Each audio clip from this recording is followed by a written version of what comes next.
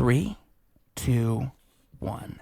Hello and welcome to episode 164 of Ruse Radio. We are back at it again in his house with a very special guest. Special guest, please introduce yourself. My name is Rachel Marsh. Rachel Marsh. Now, people come across you, they see your face, they came to this place, they're wondering, who is this person? What would you say, you know? I'm a comedian. I'm a regular person, too. I have a regular job.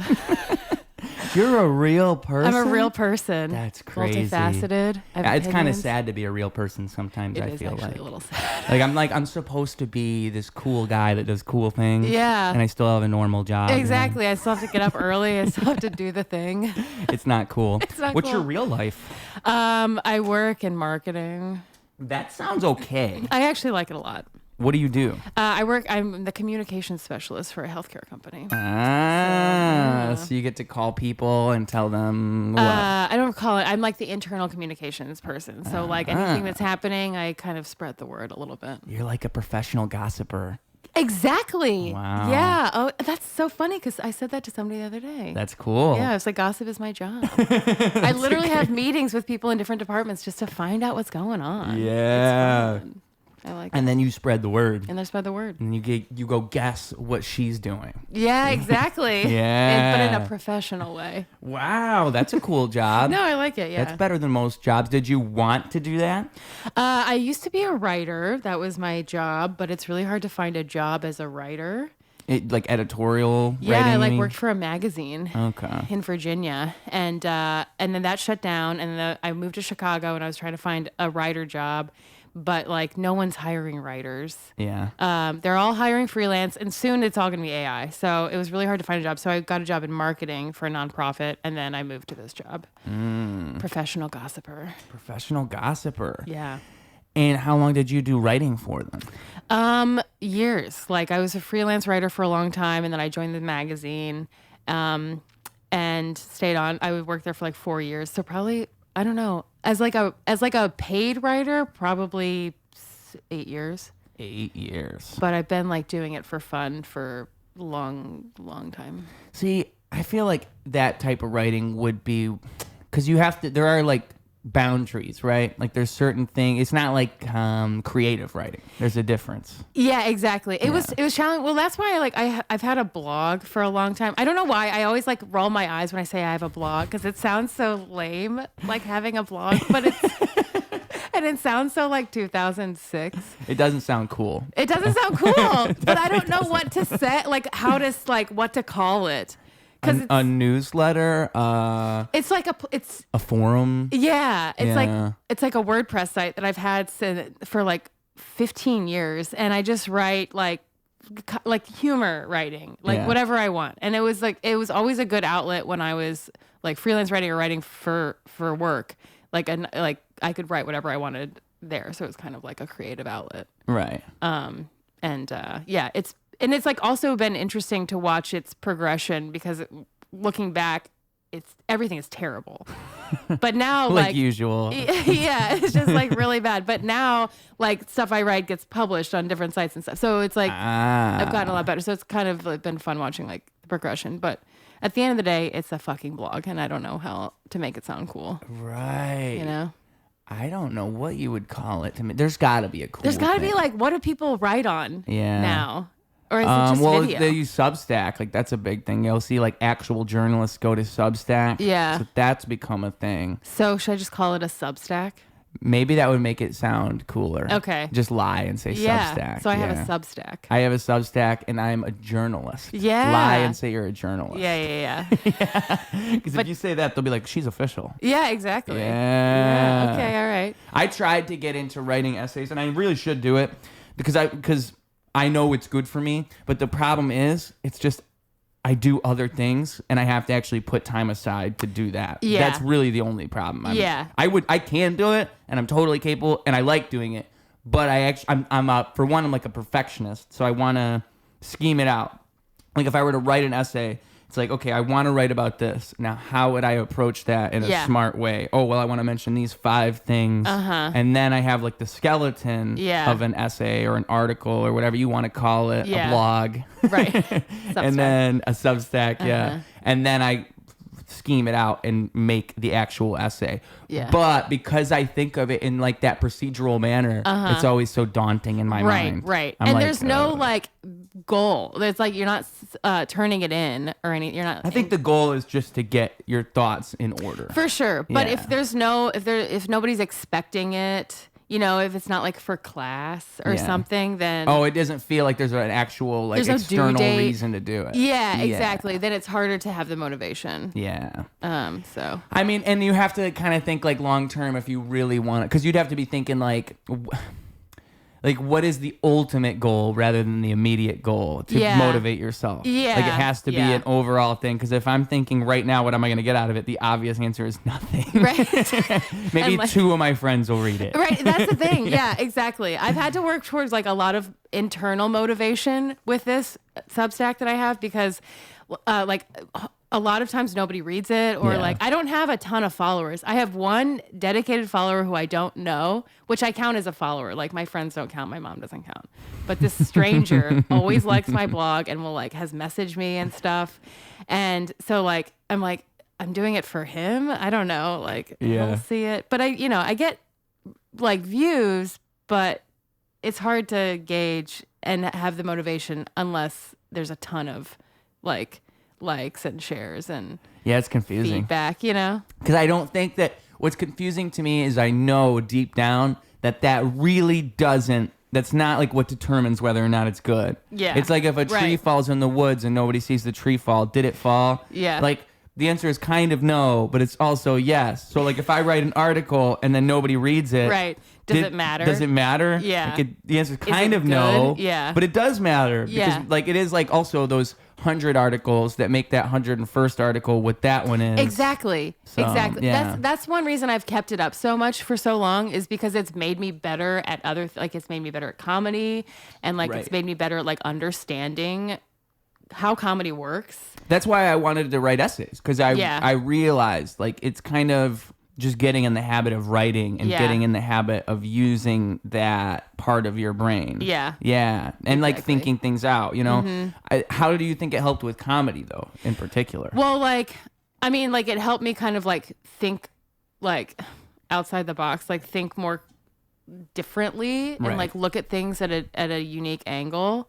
But also it helped me as I was like humor writing, it helped me again figure out how just like comedy works and like why something is funny and like just sort of like structuring jokes and how to sort of like, you know, mislead and just different in that format. But I think it helped overall too with like joke writing. It kind of translates. It just sort of unlocked a part of my brain.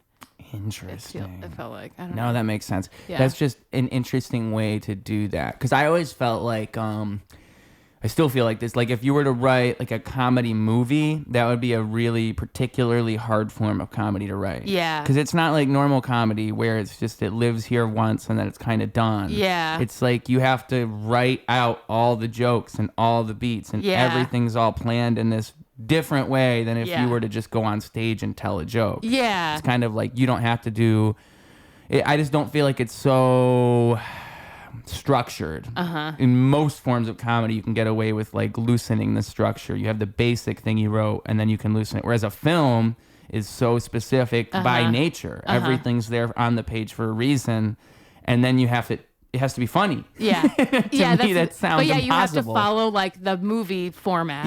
Which is very, very like the more you learn about writing scripts, the more you realize how specific that actually is. It's like every single story beat is supposed to be on a certain page specific. Like you introduce this character at this point in the plot, and then at this point in the plot, everything has to fall apart, and then everything kind of comes back together by this point, and you have to do all that while being funny. Exactly. And everything has to matter. Every dialogue has to like either like add to something or like it has to play towards the ultimate goal of this, whatever the screenplay is supposed to be. Exactly. Which is crazy. That is crazy. It's crazy. It amazes my mind that people actually do this. Yeah. But add on top of that comedy. I just don't even understand.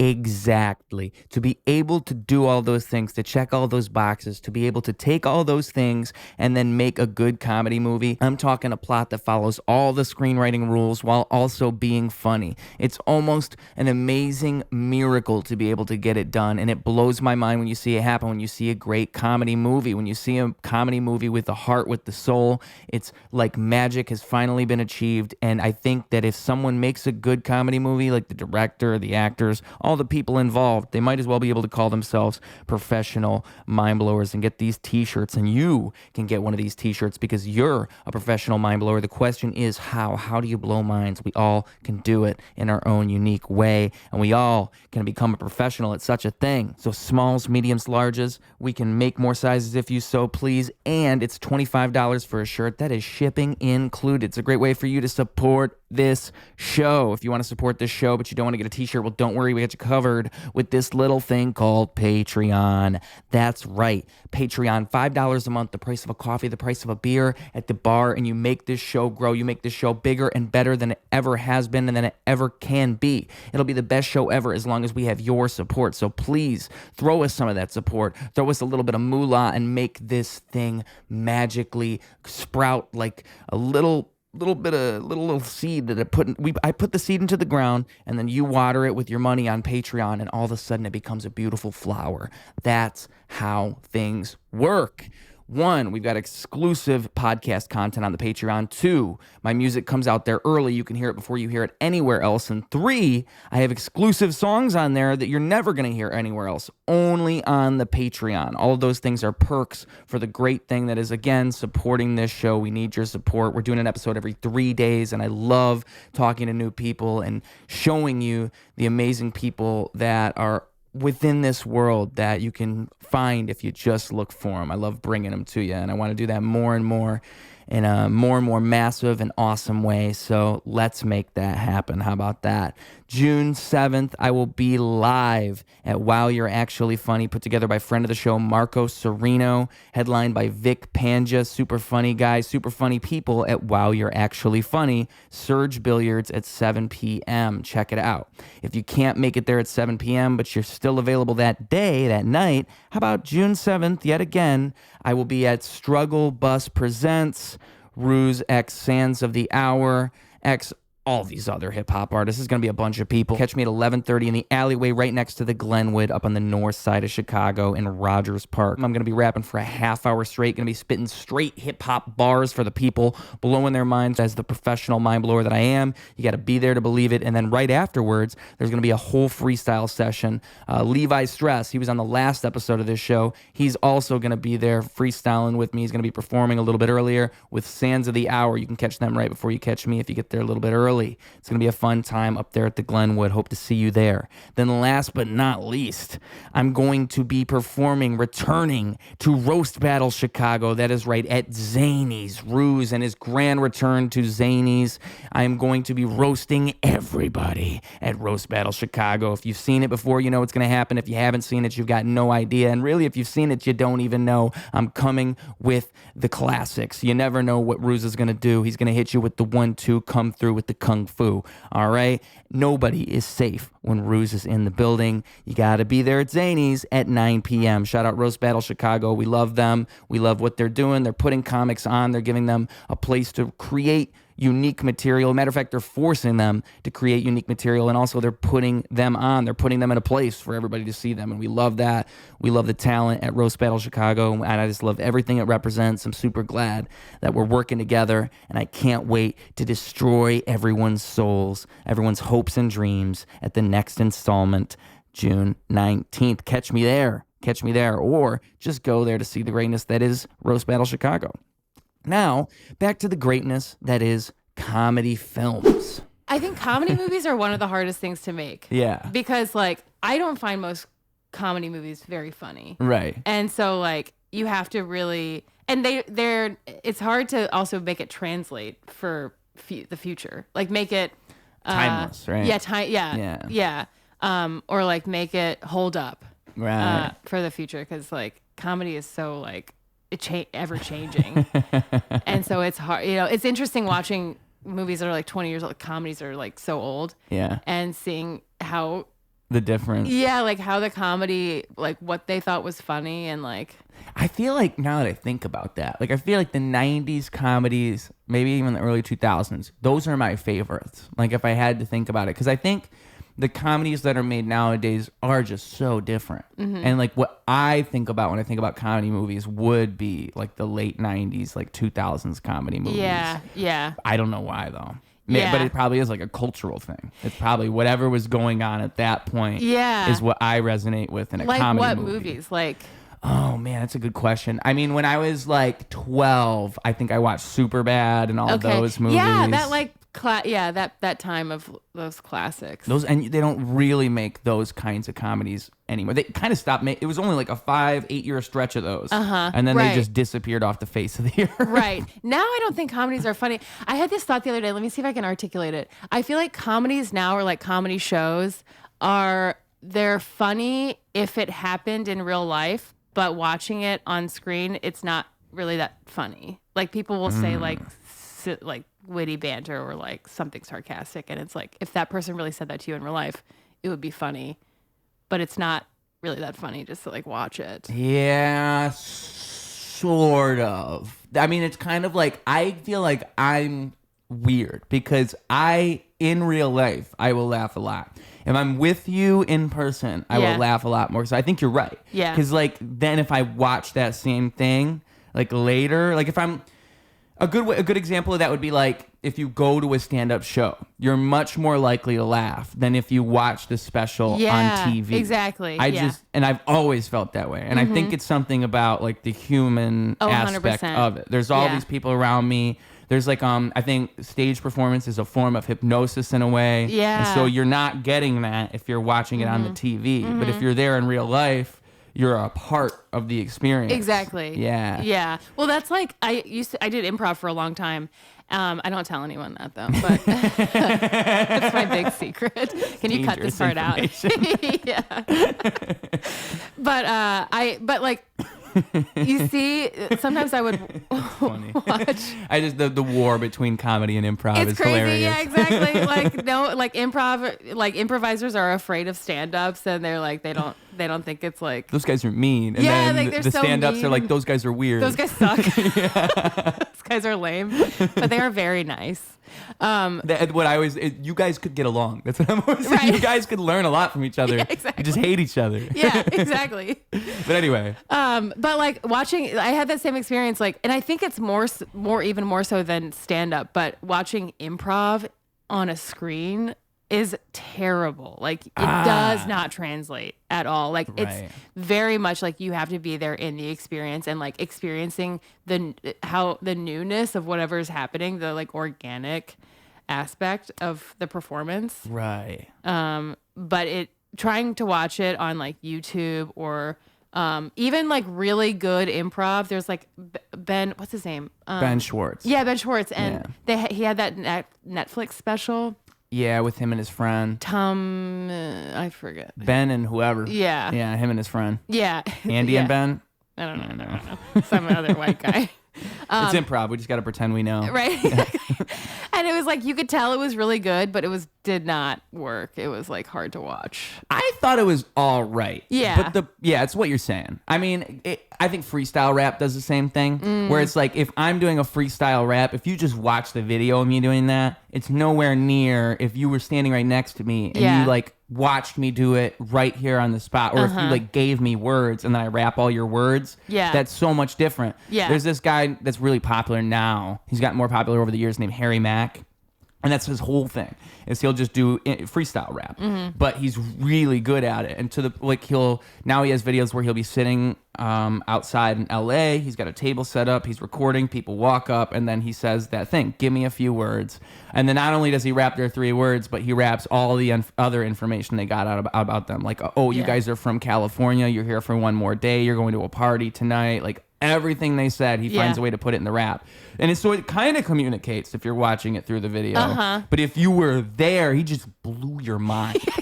Like, you have Especially no if idea. it's like you, like the stuff that he took from you. Yeah, you're like, rapping about my life right now. Exactly. It's so specific. But like that's the type of thing that improv's seeking to do all the time. Yeah. It's always trying to create some type of moment. And if you're there for that moment, it's so much more valuable. Yeah. Yeah. Exactly. I think there's like a deep human life lesson about improv. Like I think improv is the root of improv is spiritually enlightened, because there's something smart about that. Yeah. About constantly thinking forward in such a way, but also like the yes-anding and adding to the moment and trying your best to construct something out of nothing. It's kind of what you're always doing. Yeah. But improv allows you to do it in this a bottle. Exactly. Yeah. And it is like, it does teach really good life skills because you have to be in the moment.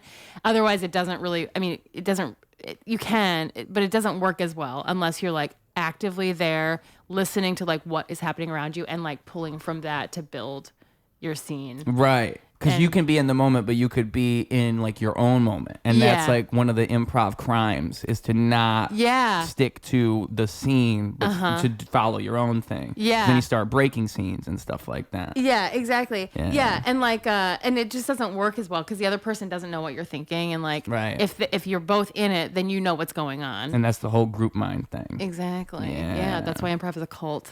It's a cult. It's a hive mind. It really is. But like, yeah, it's funny because like when I first started improv, it made me so nervous. I was like really afraid of it, so I would like come up with like ideas beforehand, or like I would come up with like a scene starter, and it just never worked. Right. Like you have to like because you can't like you can't think.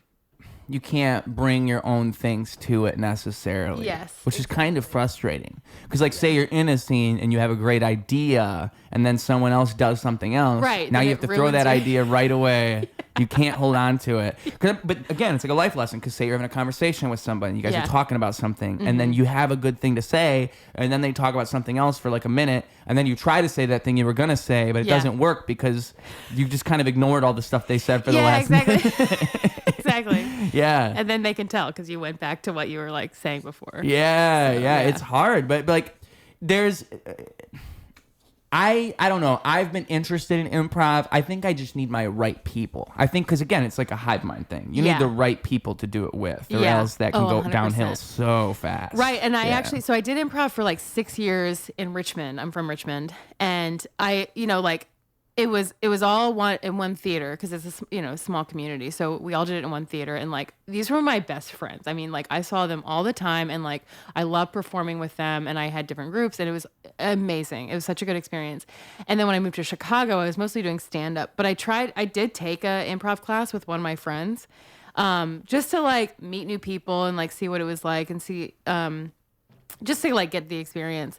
And it actually made me sadder than like more than anything. I was just sad because I didn't know any of these people, and it just felt like I felt like I moved to a new country. It just like felt like starting from scratch. And improv's an intimate thing like that. It really is. Yeah. And I didn't really like anybody. I mean, everyone was fine, but like it's just like this is not the same. And it probably makes you start thinking like, am I the asshole? Is it me? Like what's wrong here? Exactly. And then I did feel like such a snob because sometimes people would do dumb things that was like, you can't ask a question on stage. Like, they would just like do like random like faux pas, and the instructor wouldn't call them out. And I was like, what a dumb thing they just did. Working with amateurs. Exactly. Yeah.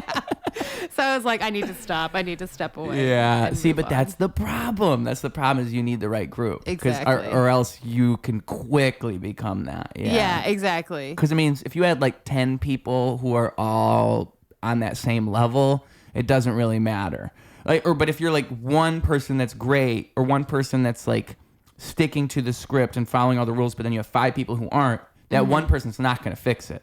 Even if you had 4 people who are doing everything right and you have one person messing it up, that one person can mess it up so much faster. Exactly. And those 4 people could fix it. And so it just becomes impossible at that point. Yeah. Really. And that's kind of the nature of things, is most people are going to be bad. So you really, with improv in particular, I imagine you have to find a troupe. They call them troupes, right? Yeah. You gotta find your troupe. Yeah, exactly. Yeah. Well, yeah, and like that's how, like, when you're in that, when we were in that theater together, we would like, you kind of like gravitate to certain people, and then you just like start a group together, and like, yeah, it's like who you click with. Yeah. So. Man. Yeah. I hope one day I can flex my improv muscles. I know I can do it. It's good for stand up. I mean, it really is, like, I bet. It, it has some good skills. Yeah, I mean, obviously, like, crowd work's the easy, like, connection you could make. Yeah. Because everybody knows crowd work. That's purely improv. I mean, that's what it is. Yeah, exactly. But there's other stuff. It's like, say a comedian said a joke that really hit right before you. If you could find a way to weave whatever they said into what you're talking about, now it's a callback to what they said. Exactly. And if you did that, like, smooth enough, then it's there's like an art to that. Yeah. Incorporating other material. Or say, like, the guy up front laughs really loud, and he's been laughing really loud the whole show. Yeah. If you don't acknowledge that, it's like an elephant in the room type thing.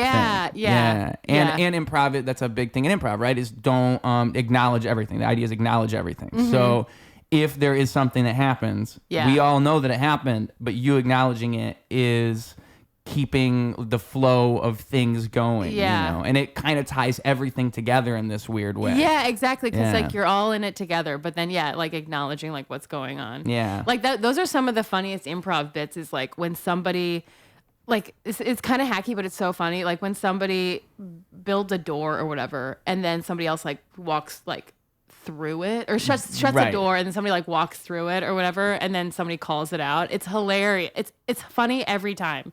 Because, like, the audience just saw somebody walk through a closed door, and then somebody calls them out, and it's, like, making fun of improv, like, making fun of, like, what's going on. Yeah. But, like, calling it out, and sort of, again, like, maintaining that reality of it. Like, you're actually kind of fixing their mistake. Right. Because there are no mistakes. That's the other thing. There's no mistake. Which is also a very wise thing to live by in life. Like, there wasn't a mistake. It's just something to change course. It was supposed to happen that way. Yeah. And now you have to redirect it. Right, exactly. Because if you look at it like a mistake and try to go white back it out and go back, that just ruins everything. Yeah. Like, that is the castle of cards just tumbling down when you do that. Some things can't be fixed. You just got to roll with the punches. Yeah. People walk through doors sometimes. It's just what happens.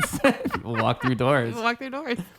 Yeah, see, it brings so many life lessons. Improv is very deep. So improv to comedy, though, you did like that jump. How does that work? I don't know. Like when I was doing improv, I just like had this urge, because some of my friends started doing stand up too, and I was just sort of like, and I'd been writing, for so long, like humor writing, and so I was like, I feel like this could translate, like I feel like I could write a like stand up that doesn't suck. I just want to try it. Oh, so you were doing that before you even did comedy. When you were saying like it helped you learn how to do comedy, you weren't doing them at the same time. You were doing the writing way before. Yeah. That's like, interesting. for a few years, and then I started doing improv. Yeah. And then you were still sort writing. of already writing jokes. Yeah. In that way. Yeah, exactly. Right. So I kind of understand. And I did some sketch writing too. So like combining those, and I was like, let me see if stand up would like work. Like I feel like I could do it. Like I am used to being in front of people. I'm used to bombing. I'm used to like writing jokes or like humor. Yeah. So I tried it, and when I first started, I didn't suck, and like that's all I wanted. I was just like, I knew it was going to be hard, and I knew I wasn't going to be good at it, but I just like wanted to make sure I didn't suck at it. I thought you were supposed to suck. I thought the idea is at first you kind of sucked. I mean, I definitely sucked, but I didn't like. It wasn't so bad that I like could never do it again. And you like when you say you're used to bombing, you just mean like doing improv and stuff like that? Yeah, you bomb all the time in improv. Yeah. But then people are there to like help you. It's okay. Yeah, exactly. Yeah. Save the scene. Oh, bye, Oscar. See, there it is. Yeah. This is what I warned you about. It's been 25 minutes. And okay. I timed it like just right. I said 30 minutes. He's going to get up. He's going to start walking around. Pretty soon he's going to stand right here and awkwardly stare at us. He's not going to know what to do. But anyway. You called it. I know this guy. Yeah. And what about Margot? She's cool. Yeah, she's just chilling. She's basically a dog. Yeah. What a sweetheart. That cat is I always say I won the cat lottery with that cat. Okay, yeah. Because some cats are nightmares. Some cats suck. Some cats... I like cats a lot, but I'm afraid to get one because I'm afraid to get the cat that is either like antisocial or like just sucks. Yeah. I don't know what I did right. Yeah. I don't know. Because you can't return it. Like that would... Just because your cat's like boring. You could give it away. Yeah. That's the best thing you could do. Yeah. Rehome it. Yeah. But you feel shame in that. Exactly. Feels wrong. Especially just because you just don't like it. It's like having a baby and then not liking your baby. Oh, this didn't work out. Yeah. Let's just try again. Now what? But it's true. I mean, with pets in general, that's kind of the case. But I feel like with dogs, it's a little bit safer. Maybe. Yeah. Maybe. I had another dog who had like, it would pee and it would pee blood. It would pee blood. And I was like, oh my God, what is happening here? Yeah. And so it was a puppy. And so I took the dog to the vet. And it turned out that like the dog, they did, I can't remember what it was. They told me that they think it's this. We'll have to do an x-ray, which is $2,000. And then after the x-ray, if we're right, the surgery is going to be about $9,000. Oh my God. I did not have that money. So I was just like, oh, okay. And then I just didn't know what to do.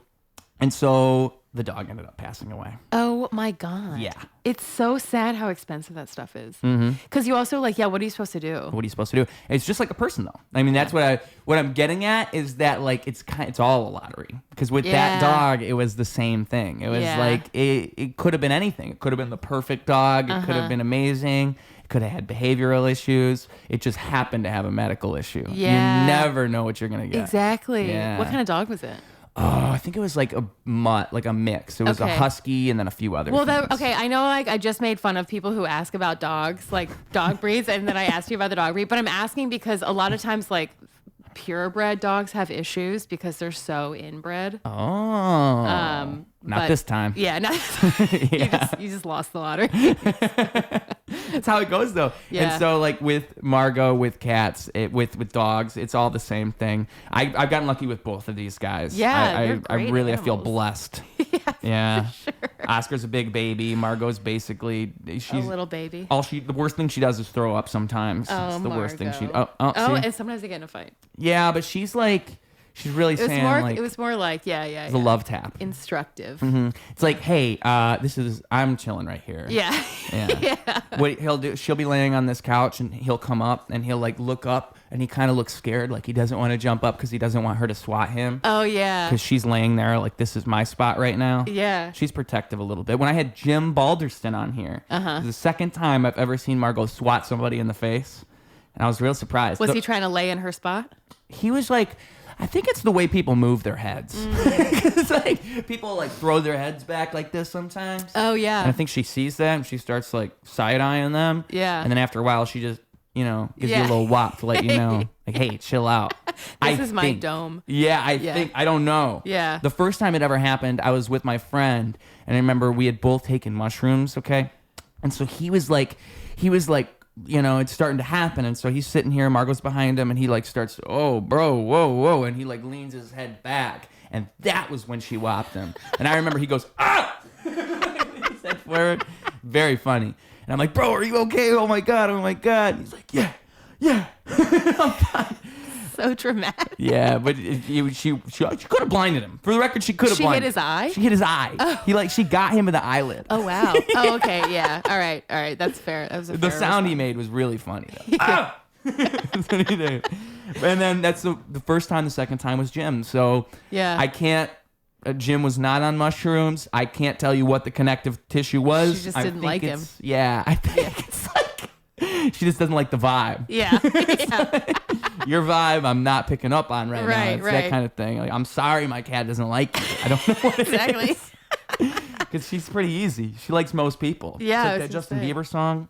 My mama don't like you. And she likes everyone but my cat, Exactly, yeah. I don't know. Yeah, but you had him on twice? Or it just happened twice? No, him it happened. The second time Margot swatted anyone ever in history I see. was him. The first time was my friend. Okay. My friend Rocco Tesla. Yeah. Yeah. Ah. Yeah. Shout out Rocco Tesla, friend of the show, Rocco Tesla. Oh, wow. Okay. I'll send him this clip. Maybe don't invite those people over anymore if your cat doesn't like them. I know, right? Yeah. Maybe it's my cat telling me something. It's a shame. Do you hear that, Jim? Yeah. Sorry, guys. Sorry about your friendship. I mean, if my cat's telling me something, she might know something I don't know. Exactly. Animals are tapped into reality. Exactly. In such a way. They can. I do think that. They can sense cancer. Maybe they have cancer. I should reach out to them. See Say, if they're hey, doing okay. where exactly did my cat swat you? Yeah. Optical cancer. You know? Yeah, exactly. I don't even know if is eye cancer. It has to be. Eye cancer has to be real. Anything can be cancer. Yeah. Yeah. Eye cancer would suck so bad. That'd probably be one of the worst cancers you could have. Like genital cancer, eye cancer. Those have to be the two worst. Because eye cancer is like you're going blind. If it happens, you're blind because they have to take your eye out. That's true. I guess ear cancer would be any of like the senses. Yeah. Throat cancer would mean no more voice. No more swallowing, no more voice. Yeah, no more swallowing, no more voice. Blood cancer. Oh, that just no sounds... more blood. Yeah. Yeah, that just sounds like a death.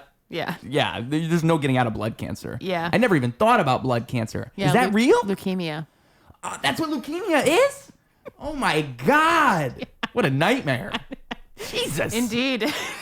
Hot takes on cancer. I didn't know. I'm learning. Yeah. I've heard leukemia. I never knew it was even a form of cancer. Yeah. Wow. Yeah. It's blood cancer. What I always wonder about cancer, too, is I wonder how common it actually is. Because it has to be really common. Like, you'd think it's a little common, but it's probably really common. If you'd think maybe 1% of people, I bet it's like 5. I bet it's like 5 or 10%. I mean, a lot of people. Especially younger people are getting cancer now. Yeah. I'm scared about plastic.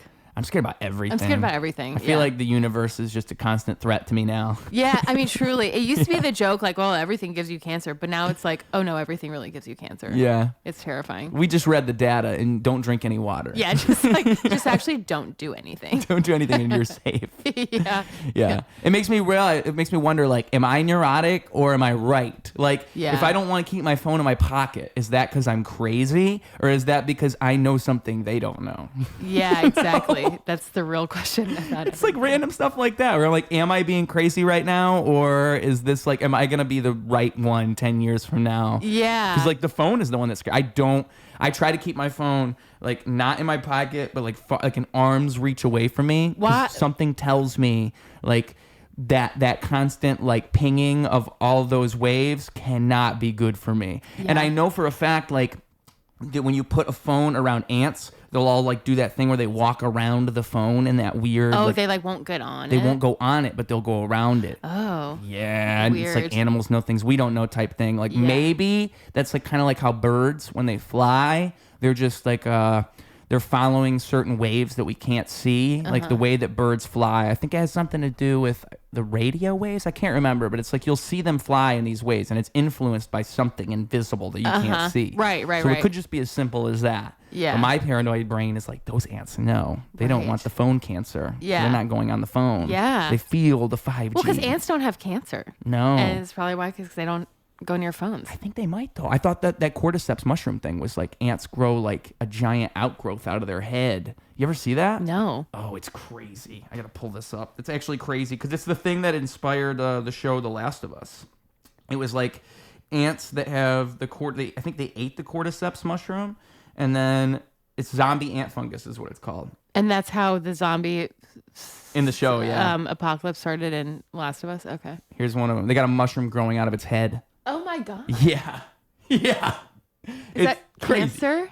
It's a form of cancer. You can call it that. I mean, it's definitely not normal. Right. It's probably not good. I mean, maybe it's not a cancerous growth. Maybe what it really is like the mushroom using the ant as a host and then growing out of the ant. Yeah. It's just crazy to me. That's even possible. But that is what inspired the show. It's like, so I think it's cordyceps mushroom, except it's happening to humans. Yeah. Like you got mushrooms growing out of us. Creepy. Type thing. Yeah. Oh, crazy. It's I don't watch scary. that show. I don't watch it. I used to watch The Walking Dead. Yeah. That's as zombie as I'll get, but I literally got nightmares from it, and so I had to stop. Nightmares? Yeah. How much of it did you watch? A few seasons. And then, honestly, though, I got sick of getting attached to characters and then, like, them dying. So I was like, I'm not enjoying this. It's stressing me out and making me sad. What kind of nightmares? Just, like, the zombie nightmares. And I'm not, like... I'm not that like sensitive of a person, but like I just kept getting nightmares. You're just like walking and then. I don't remember. No. Yeah. Oh, zombie nightmares. Yeah. That wouldn't be fun. No, it was terrifying. Yeah, You know? that'd be bad. Yeah. I don't think anything's ever really given me nightmares. Yeah. But The Walking Dead is like, The Walking Dead is an interesting show. That show went through some weird phases. Like season 2, everybody kind of hated season 2. I didn't hate season 2, but people were hating on that. Yeah. Because of the way the show like kind of came to a halt with like the whole thing. They're going to a farm and now they're not going anywhere else. Jump up. They're going to a farm, they're not going anywhere else. Season 3 was the prison one. Season 4, what was season 4? I think it's when they leave the prison. Was at the end of season 3. It was after the whole governor thing. See, I liked that show for a while. I followed that show for a while, but then it became like it was just too much. It was too much. They were trying to outdo themselves because like you just have to keep piling on to keep it interesting. But then it was like, this is too much. Yeah, and like the thing about that show is too that it's kind of like the Marvel Comics thing, but not quite, where it's based on this source material. So everyone kind of has these expectations. And so the show has this job where it's like, are we going to subvert? See, here he goes. Oscar. The misbehavior. Come on. Ugh, you can't handle it. You Oh, just no. can't handle it, pumpkin. Bye, You gotta go out Oscar. there. One day you'll learn your lesson. He will never learn his lesson. Yeah. But anyway, so they constantly are fighting the expectations of the audience, and they're trying to subvert them. Like, I think when the show really changed for me, you probably didn't make it this far, but it was when Negan came onto the show. Yeah, that's when like I stopped. Oh, so same here. Yeah. Like right about there. Yeah. And there was a couple of big no-nos they did right before that really bothered me. So, like, the Glenn thing. In the comics, Glenn dies because of Negan. That's like a big story beat that everyone was expecting to happen. Yeah. And then they fake out Glenn's death like 6 episodes before. Yeah. So Glenn falls into a horde Like of a zombies. Pit. Yeah. I remember that. He's dead. Right. There's no world where he survives that. But he's like under a door or something. He I couldn't crawled under remember. the dumpster. Yeah. Dude, no. And it made me realize, this show is one of those shows now where I have to see the character die on screen. Yeah. And that's like, I hate when anything does this, because what they're doing is they're breaking their own rules. Like, Yeah. it used to be, if a character dies, they're dead. Yeah. Now it's like maybe they died. Maybe something happened. Maybe we just want you to talk about the episode. Right. Which is exactly what they're doing. I mean, it And worked. it worked, but it's like spitting in the face of your audience, because you already know that we're all waiting for the Negan thing. We're all waiting for the Glenn getting killed by Negan thing. So you killed Glenn first. So now we're all thinking, how are they going to do that scene with Negan now? Oh, well, don't worry. Glenn's not dead. And then Negan does kill Glenn anyway. And so we do get that scene. That bothered me so much. They're just much. like throwing to Because it's shock value for shock value. Exactly, It's not actually a thoughtful choice that they're making. Right. That's why they just want to me. upset you. Yeah. They just want to stir it up. Because when they killed Glenn, I was like, whoa, I can't believe they did that. Like when they killed him with the fake killing him. I was like, I can't believe they That's actually against did that. the plot. Yeah.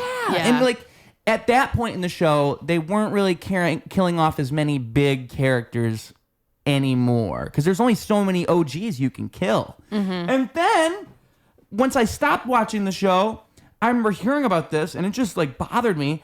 They killed Carl for shock value's sake. They kill Carl. They kill Carl? Yeah. And the actor... The child? Yeah. They killed a child. Oh my God. The actor says, God. I didn't want to get killed. That's like what he says. He says, I actually think they shouldn't have killed off my character. I think they should have kept the character, which in the comics, they don't kill off the character. Yeah. So it's just literally them making a choice to subvert expectations. And that phrase drives me insane, because you'll see showrunners do this. The Game of Thrones was the same thing. Yeah. The show is ending, and so they didn't have the original source material from George R. R. Martin anymore. They ran out, and now they have to write their own ending. And perhaps he gave them a certain amount of material to work with. Like, this is the rough skeleton of what I was going to do. But that's it. And so they have to wrap it all up. And then some of the choices, if I'm trying not to spoil things, some of the choices they made in the last season are so abysmal. They're so bad. Like, according to the story of the show, like the running story, if you've watched all the seasons, you're like, why would that even happen? And then you hear them say, as they explain it in the behind the scenes thing, oh, well, we know you guys were all expecting this, but we wanted to subvert expectations. Yeah. But it's like you can subvert expectations without breaking the rules of the story that you've built up for so long. Exactly. And you'll just see this over and over and over again. Yeah. Now. Like once you know that's one of the tricks that they have, you start to see it in things. Right. And then, it makes me mad. Yeah. It's like M. Night Shyamalan. It's like I know that there's going to be like this crazy twist at the end. But it has to line. One thing I read recently, and it made a lot of sense to me, it clicked in my mind, is like a good poem, like a good story, it has an ending that is inevitable yet surprising. That's like genius to me. That's what it is.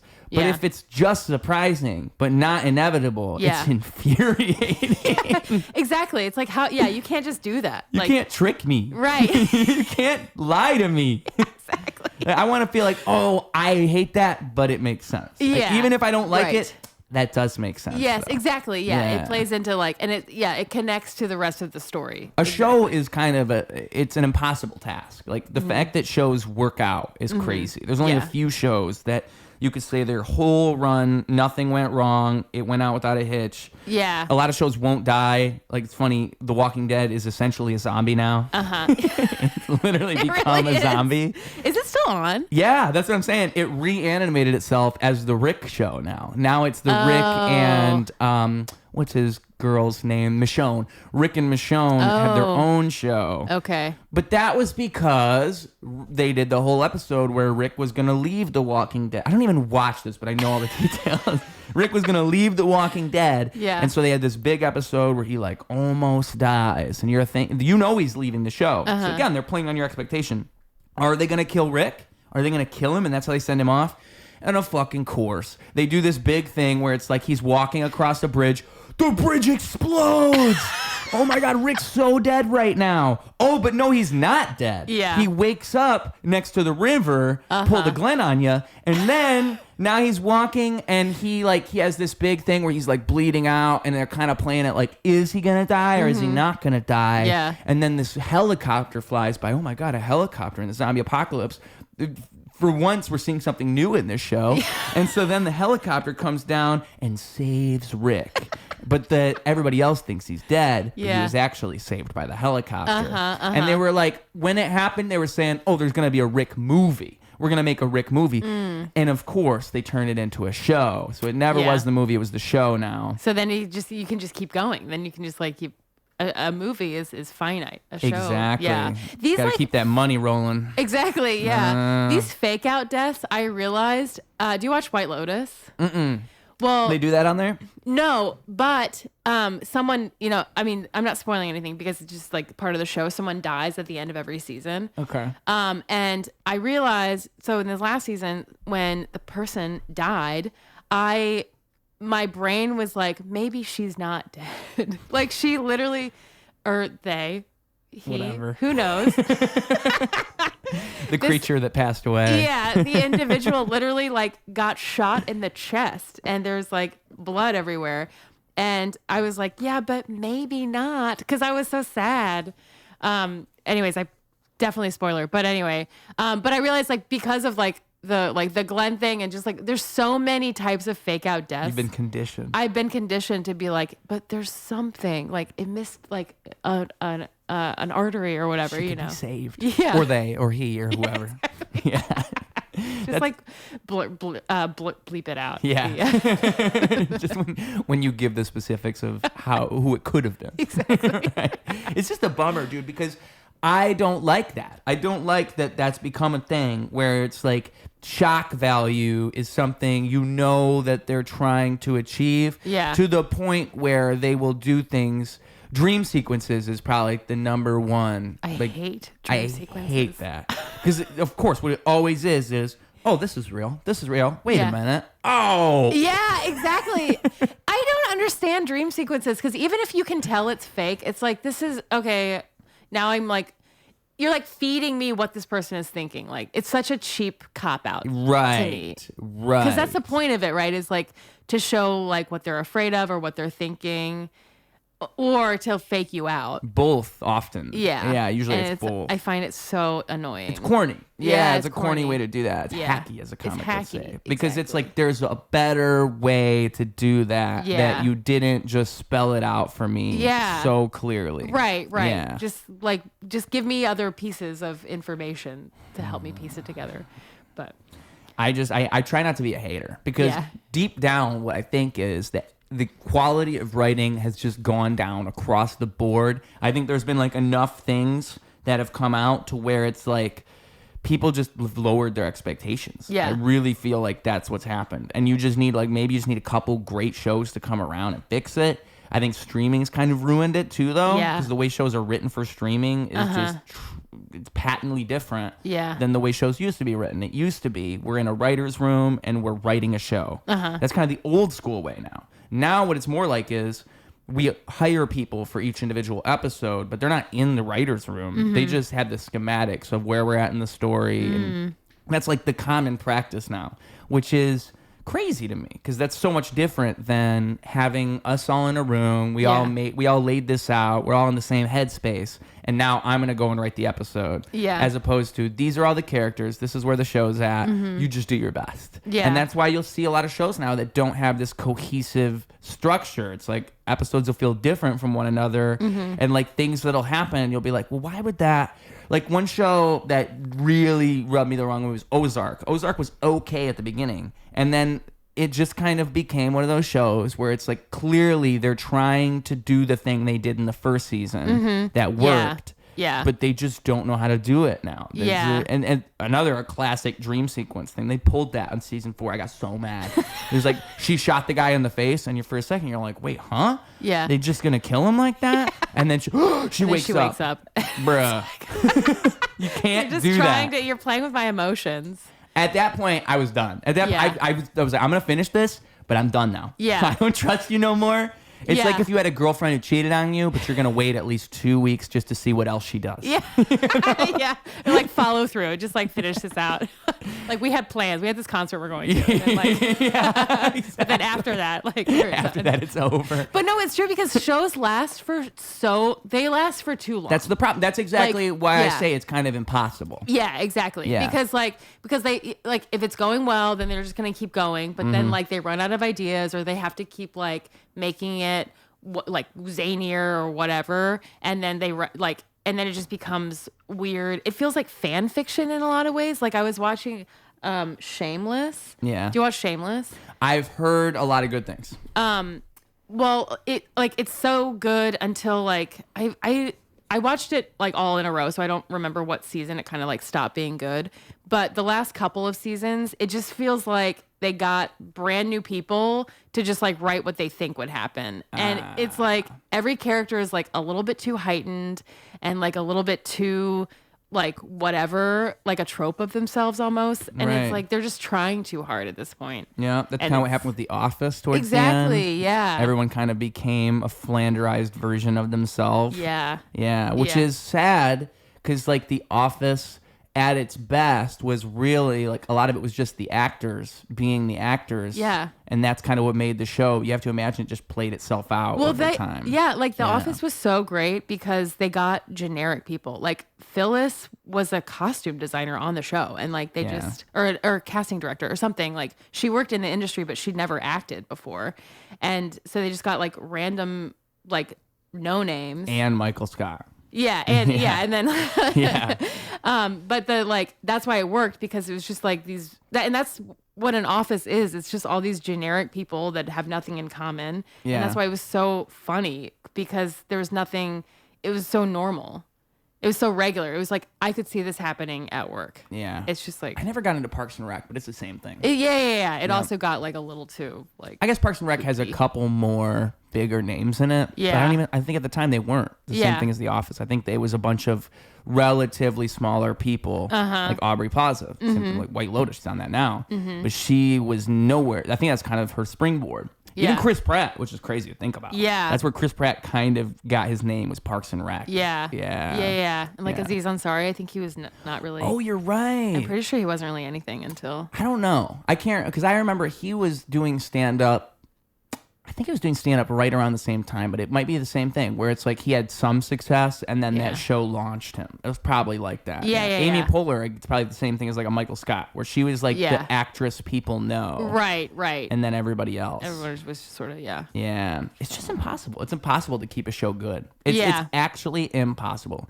If you pull it off, you've done a miracle. The show, I mean, it's played out, but the show I say ruined TV shows for me is Breaking Bad, because I was just gonna say the best. I was just gonna say that's one example of one that actually like has a crisp ending and ends when it's supposed to. Yeah. And they do some shocking things, but it doesn't feel like it's for the shock. Right. It's like it all makes sense. The only critique I'd have for Better Call Saul is I think there's a couple things they do in that. Did you watch that show as well? No. So there's a couple moments in that show where I'm like, okay, like I feel like you're pushing it. You're kind of pushing it. Yeah. But still they don't break their own rules. Yeah. Like, there's certain things that certain characters will do where it kind of feels like they're writing around the character. Like, oh, this character can do almost anything type thing. Yeah. But beyond that can be cool if it's done right. Like kind of Gus Fring feels that way in Breaking Bad.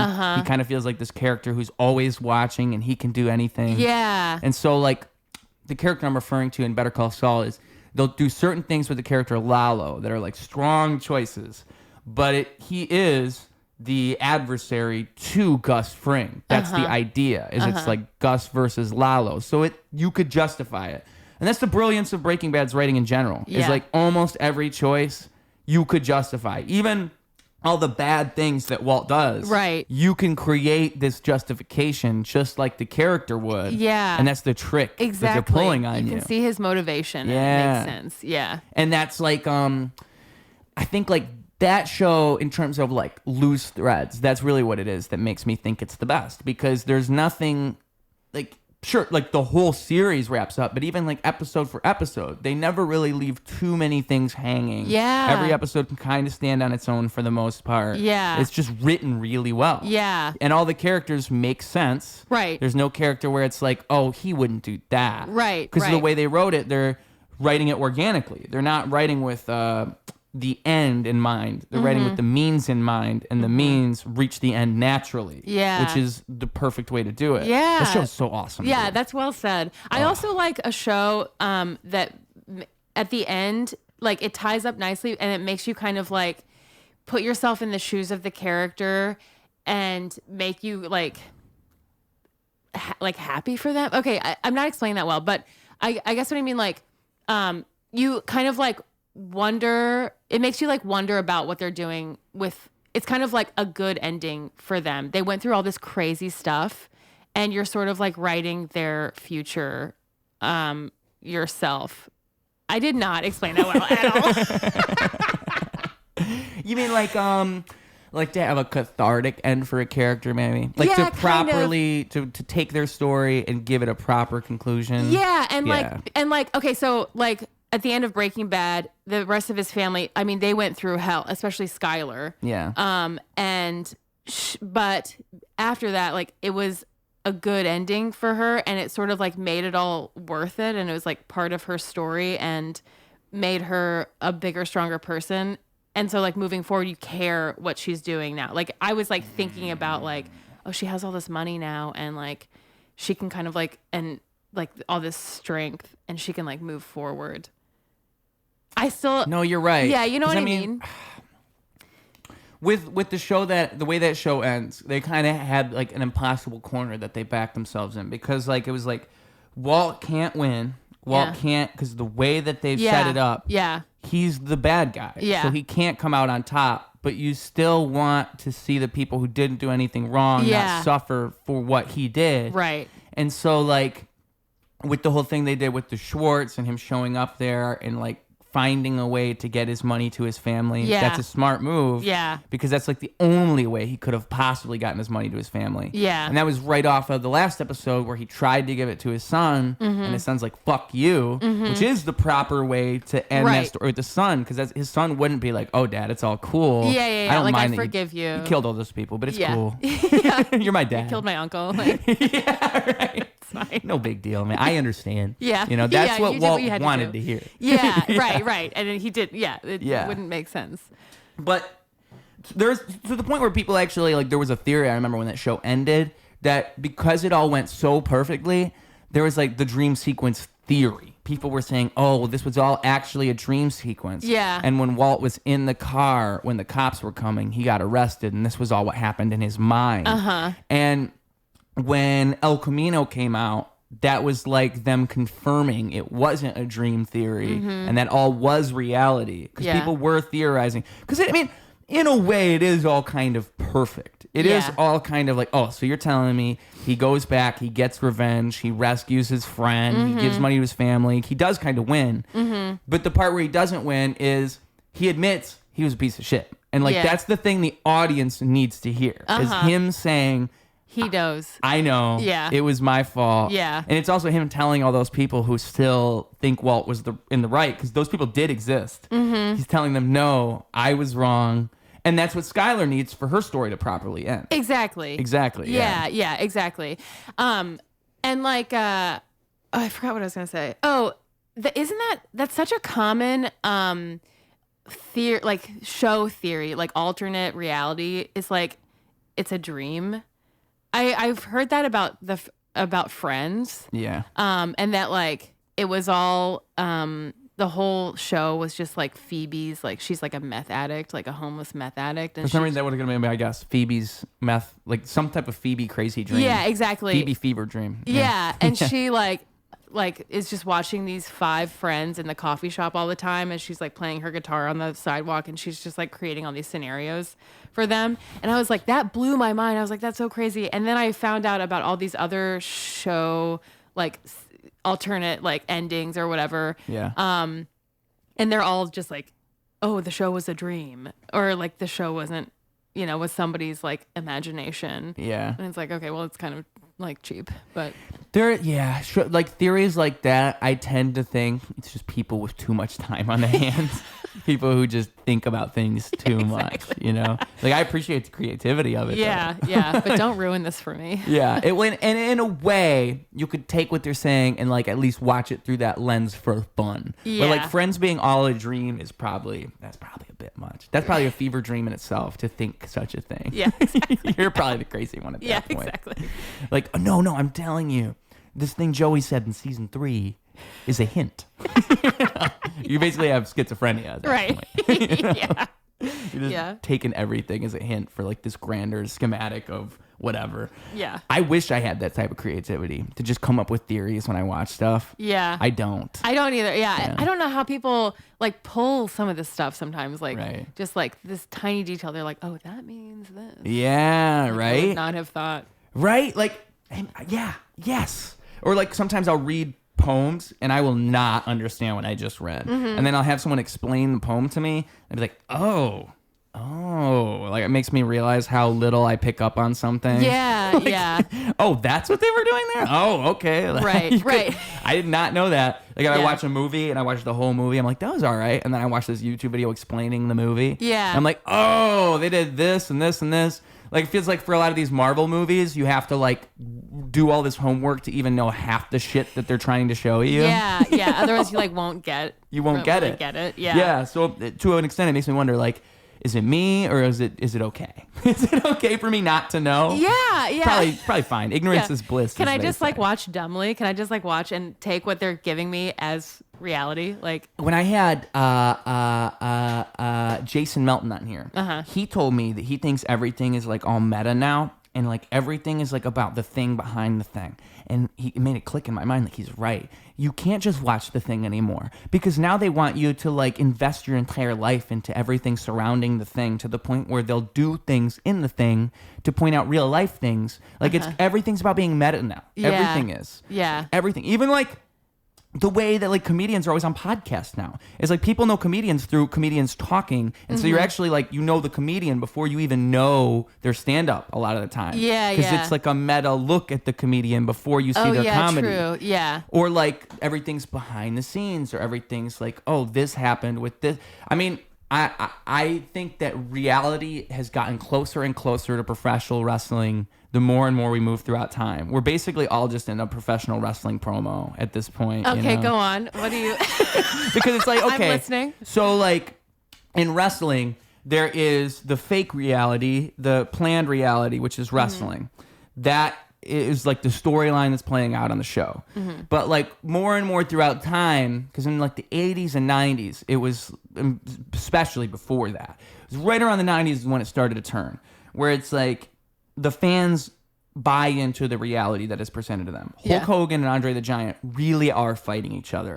But then around the 90s, it became like, now we're starting to acknowledge little things that point to this might not be real. And then in like the 2000s, a little more, to the point where now they constantly acknowledge that things aren't real. And they'll play into like the meta, oh, well, the fans know that this guy doesn't like this guy in real life. And so we're going to turn that into an on-TV storyline. But like also the things they say in the promos refer to reality. And like all it's seeking to do, it's kind of a complicated thing, because what's happening is we're just, it's like a social media age that we're in now. So you can't keep things under wraps. Right. And also like dirt sheets. That's like with wrestling, that's like if someone's going to leak information. So I'm going to tell you what's going to happen on Raw because I have the inside information. I'm going to tell you what's going to happen on Monday. And that would happen a lot. So that was around like the 2005 to 2010. And you get a bunch of toxic wrestling fans who like spoil the show before it even comes out. Now it's live. Back then it used to be recorded and then air later, so people would spoil it. A bunch of shit. And so it's like you're fighting against that if you're the person writing the show. That people know what's not real and what's real. And you have to find a way to get them to buy into what you're doing, even though we all know it's kind of fake.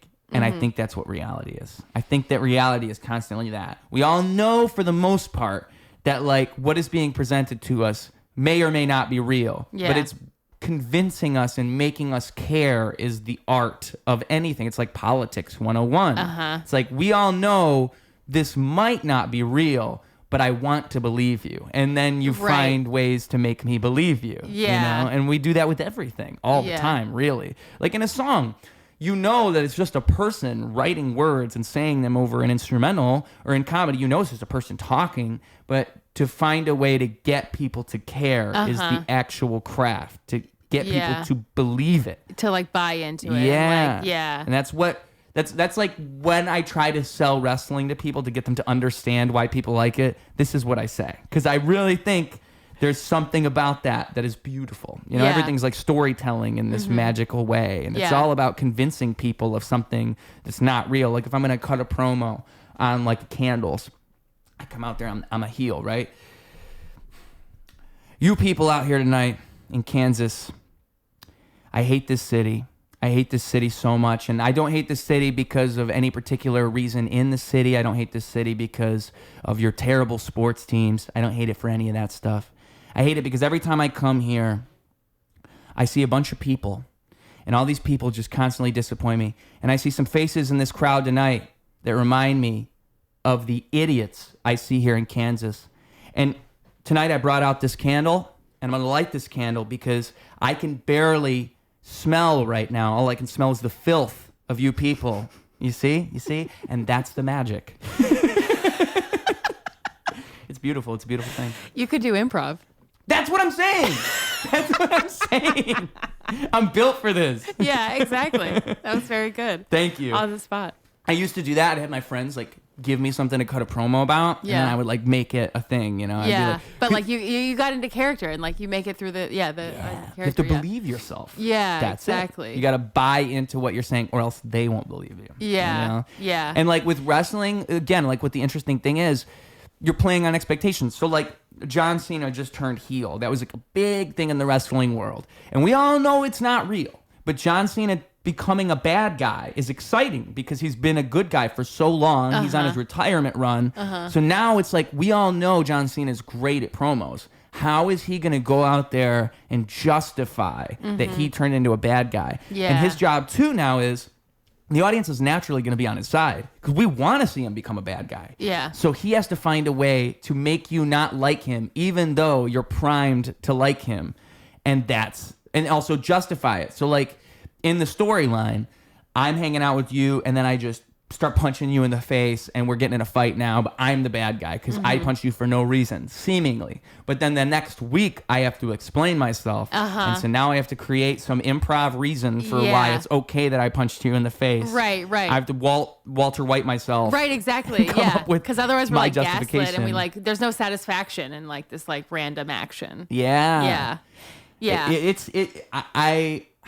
I could just go on. I could go on. I'm a nerd. Well, it's kind of like I think this is the right like connection. It's kind of like celebrities. Like people like back before social media, people just like idolize celebrities, and when like just put them in this sort of like this pedestal and they're perfect and like followed them, and it was just like they're fascinating people. But like, and we don't want to believe that they're just people. Like we do, but we don't. Like we do, like. There's always like, oh, they're just like us. But also we love seeing this glamorous life and sort of like picturing it for ourselves. I think that exists on a smaller form now. With even follower counts and like likes and stuff. Yeah, like somebody who's like not that much different than you. Yeah. You look and you're like, oh my God, they have 4 times as many followers as me. They're popular. Yeah. Well, yeah, it's interesting. And then social media has changed it a lot. And then like influencers happened. Yeah. And then now it seems like the trend of influencers, I don't really follow influencers, but like the trend. Good for you. Thank you. It seems to be like there a lot of just normal people doing normal things. Yeah. That's what's popular now. Just found a way to monetize it. Yeah, exactly. Yeah. That's all it is. Yeah. If I could afford to have somebody follow me around with a camera and then edit it for me, I probably would do that. I mean, why not? Yeah. That sounds awesome. You're going to make me look interesting? Yeah. Okay. Yeah, exactly. That's all you're going to do? Yeah. Like, I just can't afford it. That's the only reason I don't do it. Yeah. If I could hire a guy and just have him do that, I would. Yeah. And I think that's all it takes to become one of these people. I think that's all you need. I can't live stream 24/7. That I couldn't do. Yeah. You know, I would need somebody like to do like a vlog for me or something. That'd be cool. Yeah. But yeah, it's just normal shit. That's the thing. It's just normal stuff. Right. I've heard from multiple people. I think I've gotten to a point where I could pull it off, but I used to feel this way too, where it's like, oh, I wanted to do a vlog, but my life's not interesting enough for me to film it every day. Yeah. I think moving to a city kind of helped me with that. 'Cause like, where you said you're from? Virginia. Is it? Were you from an eventful place in Virginia? I mean, Richmond. It's like a small hipster town. Yeah. See, I'm from like Flint, Michigan, and before that, Swartz Creek, Michigan. Okay. There's not a whole lot going on. Yeah. Yeah. And so like here, maybe I could pull it off. But there, it's like, you would just be watching me do the same shit all the time. Yeah.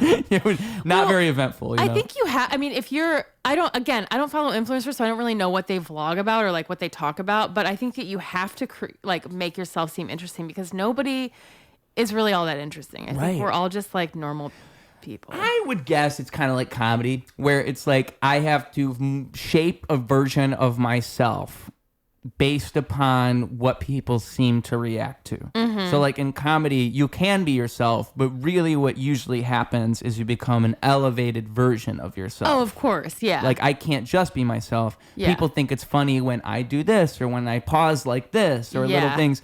And all of a sudden you start doing this exaggerated form. Exactly. Which is probably the same thing with like vlogging and being in front of a camera. You know? Yeah. I've learned that it's actually way better when I talk like this and I get big and crazy. Yeah. Whereas like maybe I wouldn't do that if I was just talking with somebody. Right, right. Well, Little I mean, you're things. performing, you know, like you're on. You have to be. That's what's scary too, is I don't know if I'd want it because I don't know if I want somebody following me around with a camera. I don't know if I want to be on all the time. Well, nobody gets followed. Is that a thing? Probably. I mean, don't influencers like they just do it themselves, right? That's what it looks like. But I think like only so much because they're not editing everything. Yeah, that's a good point. They do have people. Yeah. If you have enough followers, you get. If you have money, team. I really think it's money. Yeah. Well, I say enough followers because like that's when you start getting monies. Oh, you right. know? Yeah. Yeah. That's that's the currency. Ruse Radio on Patreon, guys. You want to see my vlog? You want to see a camera follow me around 24/7? You know how to do it. This is one giant promo. It's all one promo.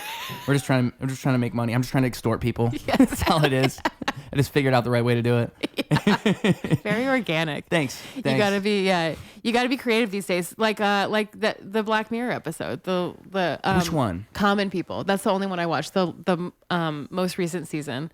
What was it again? Where in her brain, like her brain turns into like she gets like this thing implanted in her brain because she's gonna die otherwise, and then she turns into like an advertisement. Like she starts like spewing advertisements. Yeah. And like it was interesting to me as like a marketing professional that you have to find all these like creative ways to advertise, and like it was interesting. And now you're just organically using your own podcast to promote yourself. I mean, truly, that's kind of what podcasts have become. Is like it's because it's mainly comics that do podcasts and comedians. It's like really what you're trying to do is sell tickets, and that's always been the game. Yeah, is to get people to buy your comedy, to get people to actually come to your shows. But what it's turned into is this weird parasocial relationship that a lot of people have with comedians, where it's like I said before, I've seen you on a podcast all these times. Now I'm watching your comedy, but I actually like know you as a person, and that's what I'm buying into, rather than just the comedy, which is kind of weird when you think about it. You know, it's kind of backwards. Well, because like then people want relatable, like they want to feel like they know you, and it's that meta thing again. Exactly. Like, I want to see behind the scenes what this person's like. Yeah, and that makes it so much more interesting when I see them just doing stand up now. Right. For some reason. Yeah, because then you have like a backstory. I mean, you kind of understand them more. Like Like I love reading comedians' biographies. Yeah, like and they write a lot of books too. Yeah.